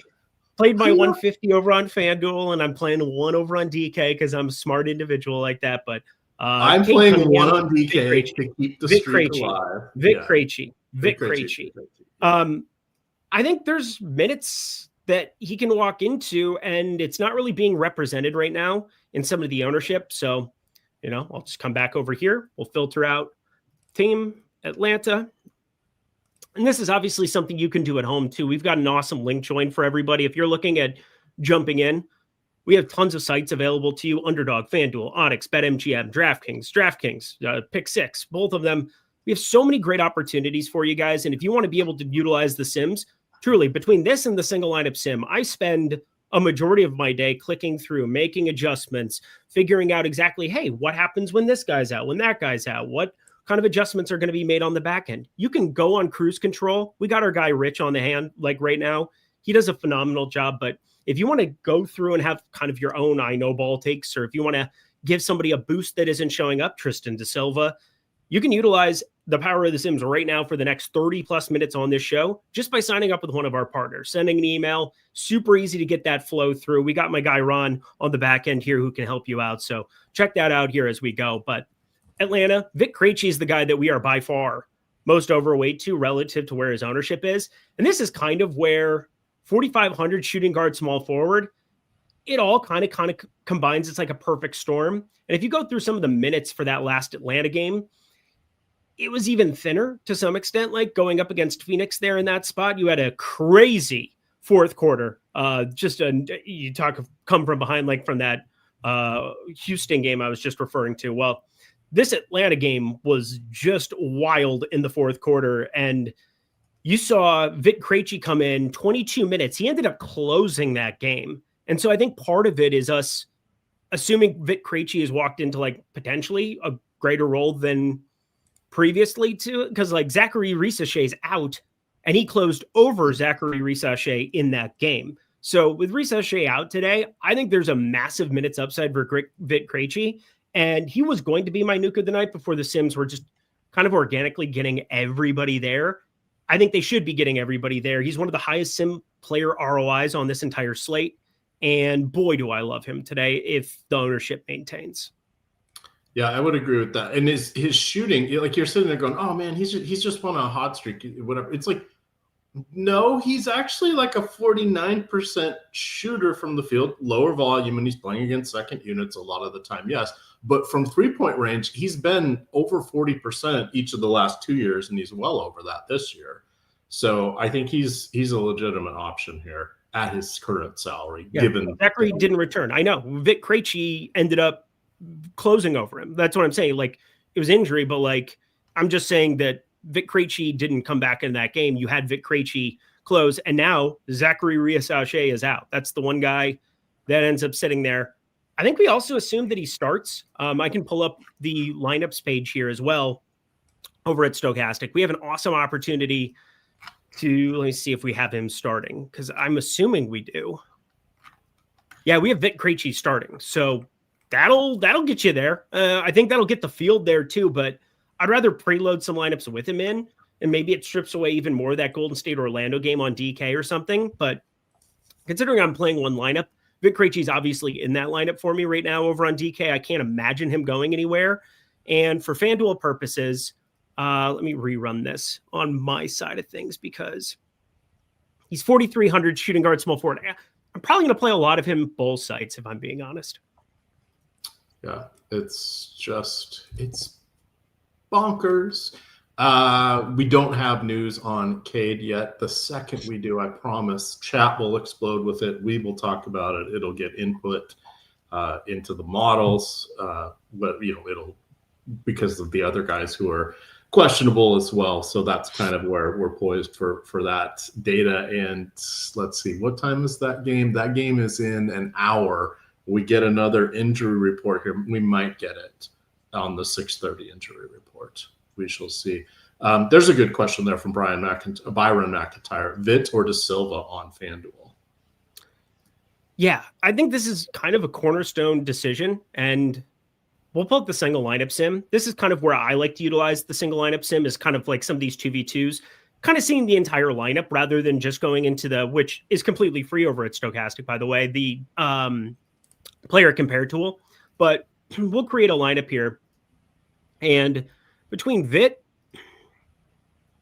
and am I on FanDuel? Yeah. So between Vit, we're going to add him to small forward for now, even though, again, because you can play Denny Avdia small forward, that's kind of a questionable one for me. And De Silva, get this all situated. Sorry, I was coughing there. There's just such low ownership here on the De Silva side of things. There's low ownership on both these guys. I mean, if you have to be going to one, I will say this. We know Tristan De Silva more than likely starting, plus it's the first game, so we'll have that information. I would say also Vit, you have to kind of compare him to another game environment, and that is going to Portland. And, if you look at Portland, all of these guys are just crazy, crazy popular. Actually, I'll just sort by the ownership here rather than anything else. Denny Avdia, Shaedon Sharpe. There's not a ton of value on the Portland side other than Jeremy Grant, sub 6K there, but boy, oh boy, it's just a more balanced type build if you're going this direction. And I don't think you need to play both of these guys in an individual lineup. I would probably lean towards De Silva on FanDuel purely because we know that he's going to be starting. And I don't know. It just feels as though Vit is less necessary, whereas on DK, I find him to be extremely helpful on a slate that doesn't have Portland attached to it. All right, just I'm putting this in there because I don't want it to sound snippy. I just dropped the StatMuse search for Steph Curry game logs against Orlando. Someone had mentioned that he shoots better in there. I wouldn't read too much into that. Western Conference teams don't play in Eastern Conference home stadiums more than once or twice a year. So the sample size is small. He's actually been under 40%. Two of his Aiden. Be careful. Caden. Caden. Oh, I thought you were saying Caden. I'm like, Nope, who the hell's Caden. named DK Caden? Tears. Malcolm Revamp. He just did DK Tears. Did you hear him? Please tell me you heard him. Please tell me you heard EMAC. Can you rewind? You got to go back and check that out. We got Asar Thompson in as well. Tobias is out. This is the exact inverse of what I was expecting, EMAC. I was expecting Tobias Harris to be back in and the other two to be out. We got the inverse. So that just reminds you, sometimes don't act like you know everything, because in the NBA, it'll make you look stupid from time to time. You can have really good feelings about things. I feel like I do, but that one I had no clue. Amy asks, can y'all give me your most awesome tier picks? Thank you. I'm typing them into chat since we did talk about them already. So if you want to keep talking, I'll take care of these that way. Okay. Yeah. Go ahead. You do that. I'm going to run one more sim here as we get everything updated. Although I guess we don't have to update for the news. I just simply need to rerun one more. So go ahead and fire up the tiers for the people one more time. All right. So I'm almost done typing it. So first three I'm typing in there. For tier one is either Jalen Johnson or Cade. Those are, now that we know Cade's in, it's probably Cade. If we look at tier two, it's going to be Jaylen Brown or De'Aaron Fox. I'd lean Jaylen Brown in that one against Brooklyn. Tier three, it's probably going to be MPJ. If you wanted to be different, then it would be Dyson Daniels. If we look at tier four, the highlights there, I like Nickeil Alexander-Walker. The projections are going to say Onyeka Okongwu. Tier five, it's Jenkins is off the table now that Cade is in, so I would lean towards Pritchard, which is going to be the rest of the field, but he does stand out so much because Edie's on limited minutes. We don't know how much Pods is going to play off the bench. Moody's got to make all of his shots. B-ball Paul is relegated to the afterlife. And then tier five, close your eyes and pick one. Or tier six, they're also close. Cornette would be the one I'd put. There you go. Let me see if I'm assuming Tobias Harris needs to get removed, unless he's just, is he there? Please tell me he's not there. You talking about whacking somebody? Really? No, Tobias Harris. He's still in the projection. So yeah, so we'll have to get 28 minutes redistribute. No, you so said I'm saying I was watching Goodfella clips this afternoon. Yeah, I don't care. Tobias Harris, we definitely need to remove the 28 minutes for him and redistribute it, because especially on a 4-game DK slate, that's going to really matter. Just because, again, I assumed he was going to be the one in. Cade and Thompson going to be out. Rich, I don't envy you today as far as figuring out exactly how many minutes to be giving to Asar Thompson specifically. Javonte Green, Ron Holland, I'm assuming, obviously going to be right behind him there. Isaiah Stewart probably getting the start now. I think that's the most likely scenario, is you get Cade, Duncan Robinson, Asar Thompson, Isaiah Stewart remains starting, Jalen Duren. But figuring out how many minutes Asar Thompson's going to play is going to matter. Beef Stew, how much the foul trouble comes into play for Beef Stew matters. And yeah, 28 minutes we're going to redistribute here now. That's going to be pretty wild. We got the official starting lineup for the Spurs: Fox, Vassell, Champagny, Barnes, and Cornette. I saw a question also from my guy, Pete Shepard. Let me find that quick, because he was asking, do I prefer Cornette or Aldama? I think Aldama is interesting for tournaments because you can play him power forward, but 1v1, it's definitely Cornette for me. How about you, EMAC? I would say Cornette. I get so burned every time Aldama doesn't play over 25 minutes. I just get angry. He's capable of doing it. It just doesn't seem to matter who the coach is or what. They don't play him even if everybody's out. Yep. Matt Carmody, y'all are the best in the biz. Crank that Lindquist. Oh my. I think I would probably get in trouble. So we're probably not going to do that here on stream, although some people might like it. Let's see. I'm going to jump on over to this, because I think it's about time that we fired this up, and let me rerun some stuff.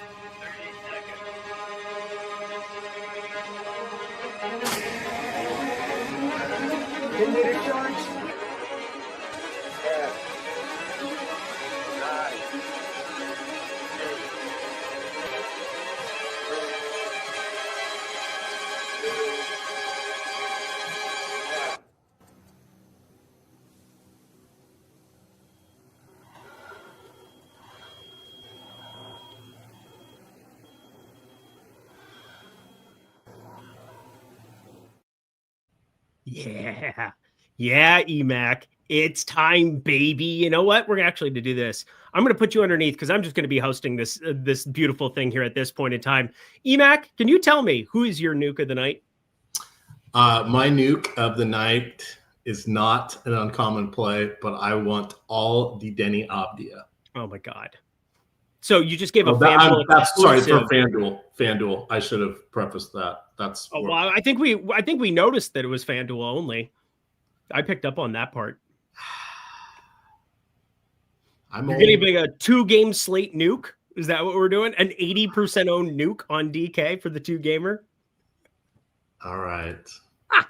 Well played. Just curious. Do you have anything for DK? I would like to get as much Jaylen Johnson as possible. Yeah, that seems like a pretty good one. I will be playing 100% Jaylen Johnson in my one lineup. Well, yeah, I was going to say my one DK lineup.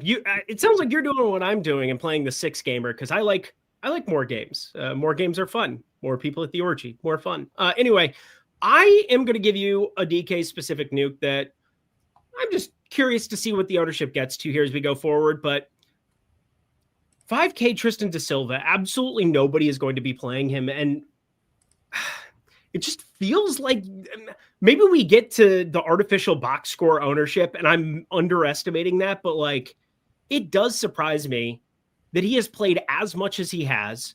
There's usage available and nobody wants to play Tristan da Silva. I don't know. I know Vic Krejci was the guy that we had brought up for DraftKings purposes, especially where his ownership's at, and the Sims absolutely love him, but I'll give you one a little bit off the beaten path, plus some early game exposure. I'll take Tristan da Silva over Desmond Bane straight up. That's obviously not straight up. They're much cheaper than Bane, but different position too. But Tristan da Silva, I'll have him be nuke of the night. Best FanDuel plays position by position. Let's do that one, Emac, shall we? Because you obviously wanted to bring up your boy Danny Avdija, which I don't blame you about whatsoever. But let's go position by position on the FanDuel side of things and let it rock, let it roll. Point guard, your favorite play? Point guard favorite play is De'Aaron Fox. Shaden Sharp, I'll go with the number 2 guy. But yeah, no, we're on the same page there. De'Aaron Fox. And Booker's your wild card. Yeah, Booker, I don't hate that whatsoever. Shooting guard, I like Devin Vassell as well for FanDuel purposes, but shooting guard, small forward, I'll give you both of them. What do you got, Emac? Jordan Goodwin. Oh, my. That probably my aggressive plays aren't on the DK slate. Jordan Goodwin. I have 0% in 150 right now. So that's for FanDuel specific. That one's off the beaten path. I will give you that. Sometimes I take the road less traveled. Yeah, I love my wife. Small forward, Denny Avdija for me, very much so. Yep, I believe I already gave that one out. Yep. Power forward, Jaylen Johnson, yes. Yes, for sure. And center, Luke Cornett on FanDuel by a mile, 5,100. I like that there. And somehow it looks like I'm getting Garza in my one DK lineup. What? Yeah, I'm a little nervous about that. You have said some things that don't quite make sense to me. I guess we're getting a little bit of him at 3,300. And I mean, what you're really hoping for is that Brooklyn gets the socks beaten off them. So Luka Garza lineups, I'd be inclined to not have them have Michael Porter Jr. just because you're looking at potential 20, 25 point blowout. And Luka Garza, I know he won Tom Kennedy 100K in the playoff slate once upon a time as a solo entity, as the one Minnesota Timberwolves run back. I do recall, I think that was the Denver series last year it would have been. But yeah, Luka Garza can go out and get you a bucket. This much we know. So definitely like Garzilla. Fade Cade coming back from injury has to deal with Daniels. It's Cade Cunningham, man. It's Cade Cunningham. I'm gonna play some Cade Cunningham. I don't like when my nuke is the same as Eric's nuke. It's supposed to be low key, Eric. I'm sorry, Homer James. I gotta tell the people. I gotta give the best information I can. You know why I've been here for 5 years? Because I try to give good information. And also, I think I have blackmail on Josh. Let's continue on, shall we? Anything else that you wanted to discuss on the FanDuel side of things, FanDuel exclusive, because we're kind of on that conversation piece a little bit. Vince Williams is coming into a bunch of lineups. Yep. I'm okay. Are we positive he starts? No. I'm okay with that. Yeah, I'm okay with that either way. The start would give him probably 3.5 more minutes to his baseline, right? I was. That's a nice little logo there, icon. I saw that. It made me laugh. Too nice. Yeah. Because Greg needs somebody to pick on. That's me. 5 So years. technically, what position is Vince Williams? Because I always thought of him more as a guard, but if you go look at his rebounding numbers, he's got like 7 something per 36. They're not bad. And all the sites seemingly have him at different positions. I would have figured him like a shooting guard, small forward in today's positionless basketball. But I was surprised. I bet the over 4.5 via OddsShopper. Shout out to I mean, Cedric Howard is a small forward. He's got a better rebound rate than him. Santi Aldama, power forward, better rebound rate. Jaren Jackson Jr., basically identical rebound rate to Vince Williams. Like, what you're saying isn't wrong, but like, yeah, I'm with you. I think Vince Williams, you watch him play, he definitely fits more of a mold of a shooting guard, small forward, but they need somebody to handle the basketball. And I don't know. I thought it was going to be Cam Spencer last time around the block. I'm not saying that it's 100% Vince Williams, and that's my whole point.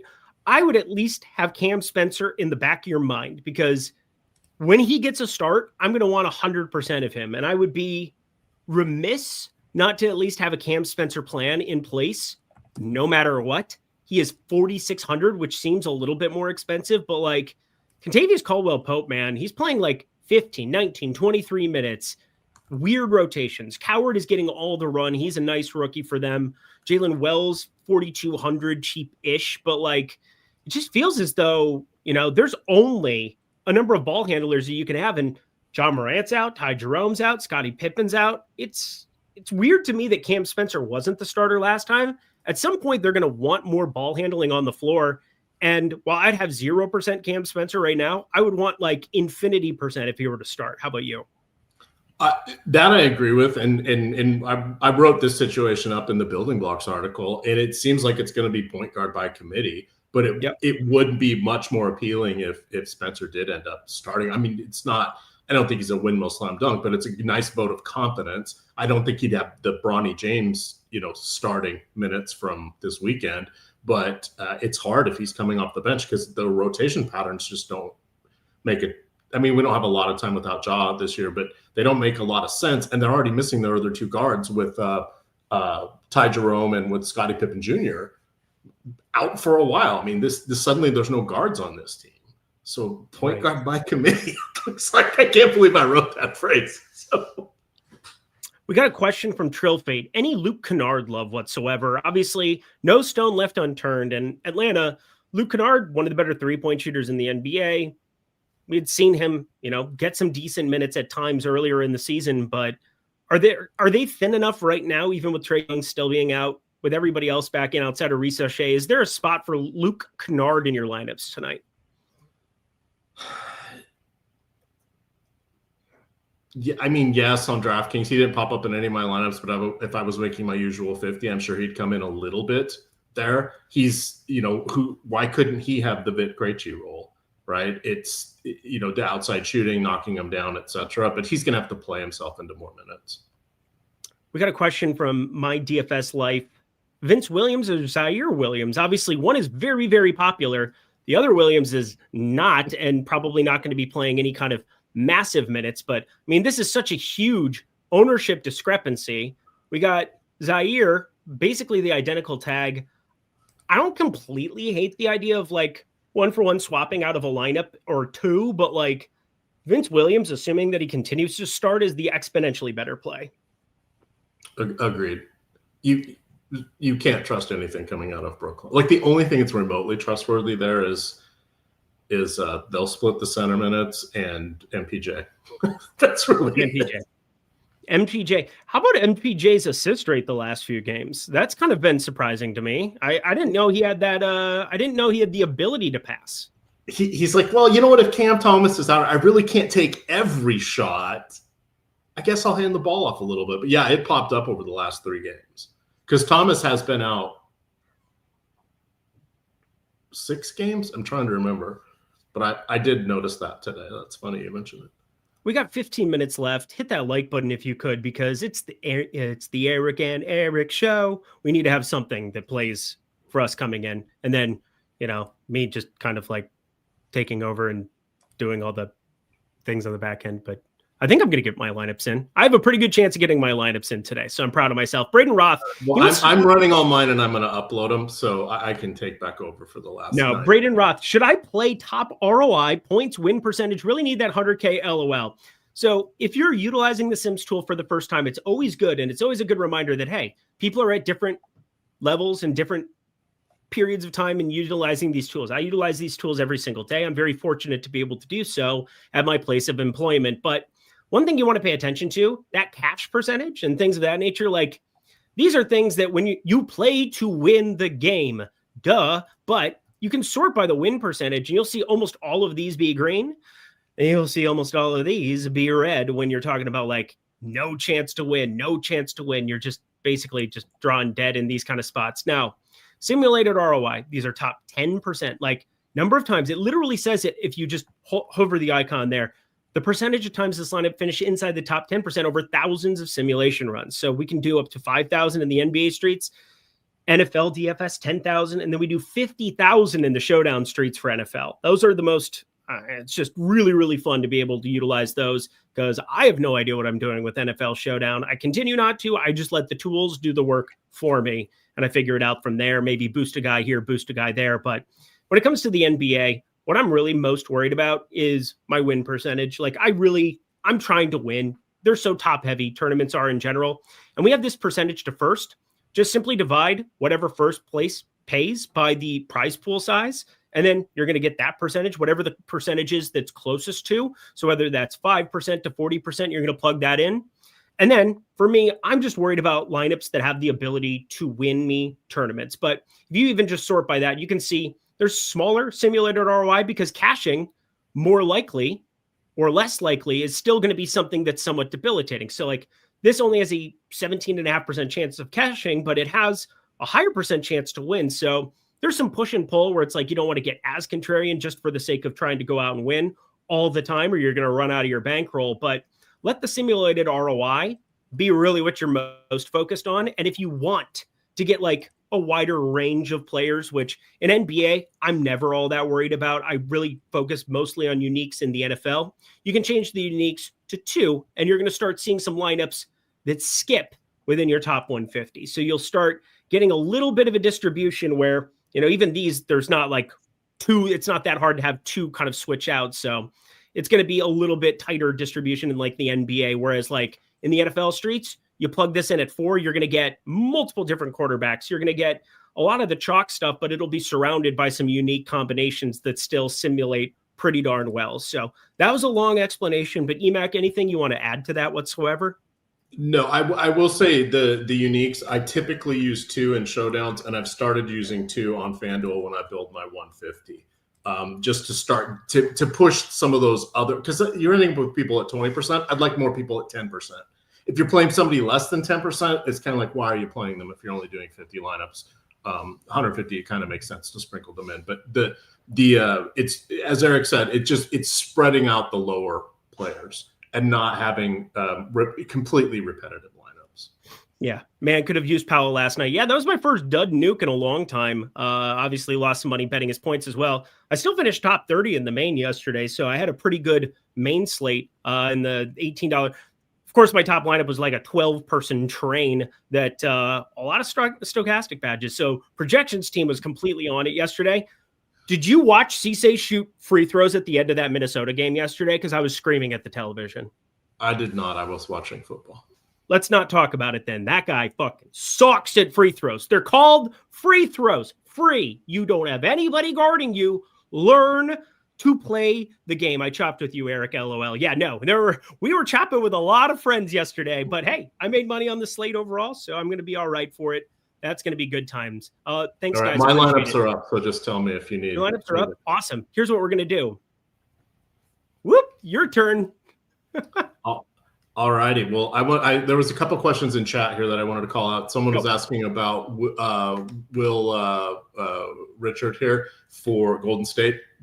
He's not a good play. Even though he's been starting in his last 3 games, he played 21.5, 16, and 22 minutes. He's not even playing half the game. We know Al Horford's going to be in. That's just a trickle down effect of minutes are going to go somewhere. Plus the pace of this is lower. I think he's kind of a trap type player. So I would not play him tonight. Tomorrow, maybe we look at him in the up-tempo game and he's heavily scoring dependent and weird things can happen, but not tonight for that one. Is LeBron on a minutes limit? Yes. We have him projected at 22. That renders him essentially unplayable at his salary. It would have been more of a conversation. Think of him like Joel Embiid. When Joel Embiid is getting, down lower and he's got a chance to get the 40 fantasy points, you start looking at that. LeBron at whatever he is, 9, whatever, he would need his usual 50 plus fantasy points to make that worthwhile. So don't play LeBron. Unplayable in my opinion. How do we feel about Okongwu? I think he's perfectly fine in this matchup. I didn't get much at all on FanDuel, but DraftKings. Oh, that's the only place I got him was on FanDuel. Okay, I didn't. My one lineup doesn't have him in DraftKings. Okay, so. Well, yeah, that's fair. My thing for people, obviously, we're going to see pretty decent minutes for Okongwu, 7,200. He's now 7,200. I like the idea of getting a little bit of a Moget in my life. That's going to be good stuff. But Onyeka Okongwu has been berserk. Played 35, 37 minutes, the last 2 in competitive spots. This is obviously one that projects out to be extremely competitive as it's been around to pick 'em all day. A little Atlanta money, a little Detroit money. We've kind of seen it go back and forth from a betting perspective. But I look at Okongwu is fine at 7,200 on DK. On FanDuel, he's power forward eligible.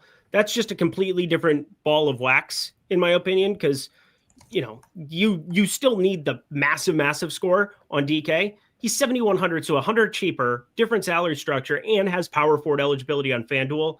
I have 45% of him on FanDuel. Pretty happy with that. I came in with the field at 26% for Okongwu. Okay, I'm over the field on him there. But I've got my Jordan Goodwin, my Devin Booker, I'm well over the field, Danny Avdia, those guys. We did have a question here for top 4 DK cash game locks. I would want to build around Jalen Johnson. I would definitely think De'Aaron Fox. I think where's Cornette priced there? Definitely Cornette at 5,400. We have him projected for almost 30 fantasy points. I think that is a good play. And then let's give you a 4th here. Oh, Michael Porter Jr. If I didn't already say that, I think your wild card is probably Julian Champagnie. He's going to get more minutes. He's going to have a path to doing things. Does he get there? I don't know. What does that mean?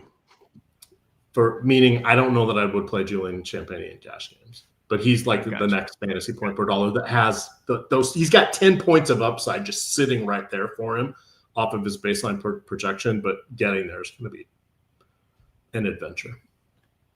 I got my 150 here. I don't know what I did with this CSV from earlier because I had my dummy lineups in this. And now, okay, I had the wrong CSV. That would be what is King of the Court? Is that a DraftKings wager? Yeah, King of the Court. I think this is like an interesting one because you get LeBron and Reeves back, so it's not like de facto Luka. What do you think about Denny Avdia? I think is going to pull a lot of people in for the ride. I think Shaedon Sharpe is kind of an interesting King of the Court just because he can put up 40 actual points, and if he adds some ancillary stats to go with it, I think he's one of the lower owned King of the Court pieces I actually would entertain on today's slate. What are the parameters of that game? Is it a DK? So it's just the most PRA on the day on DraftKings. Okay, the PRA then. Okay. Somebody asked, any advice for core pieces on DK single entry? Yeah, I mean, I am playing DK single entry today, so I only have one lineup on DK for today. I have to fix this on FanDuel very, very quickly. I had the wrong CSV uploaded in my deal. I had a dummy set of 10 that I had saved earlier, and I need to get the other entry manager, but I think it's doing it weird on my end. Yeah, nobody cares about that, but I care about it. Yeah, I like the Tristan Da Silva call out. I ended up putting him in my one lineup.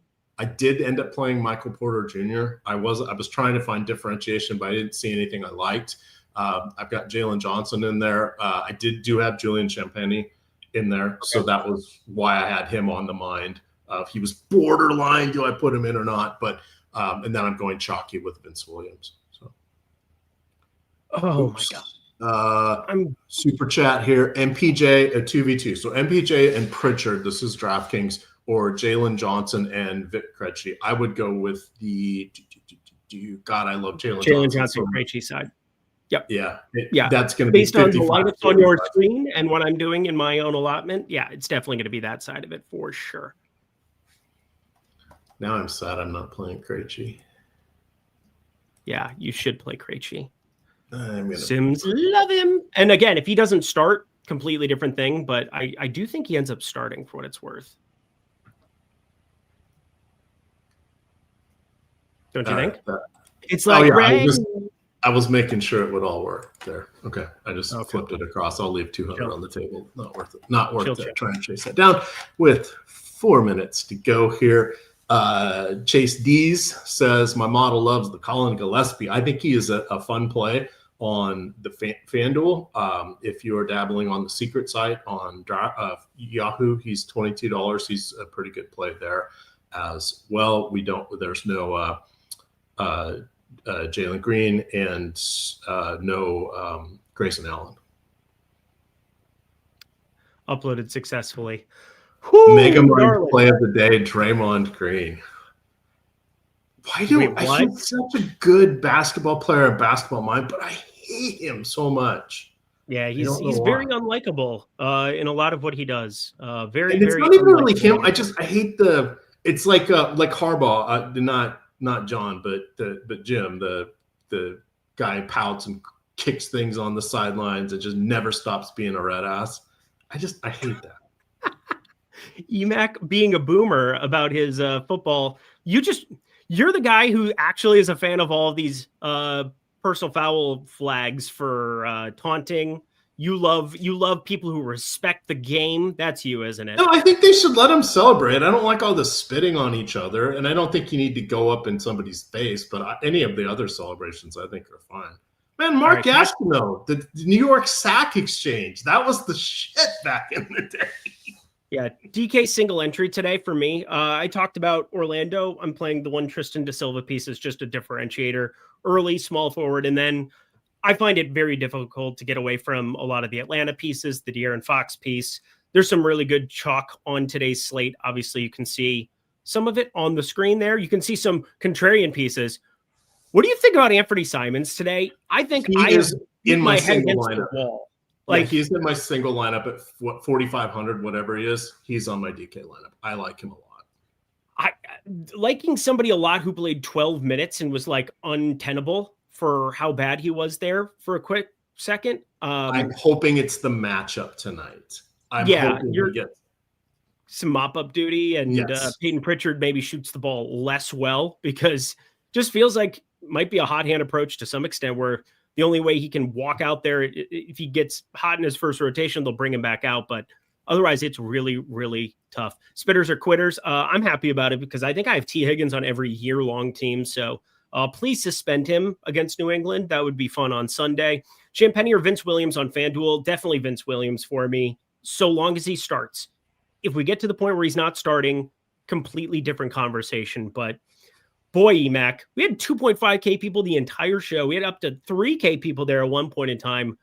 We flew through this one. I feel pretty good about the work we did. It was kind of like a tandem thing. It was like, instead of the bobsled where Greg's always in front, I got to be in back for a little bit, and I got to be in front a little bit, and I got to like move around and be loved by EMAC rather than just be, tortured, even though I have the better takes.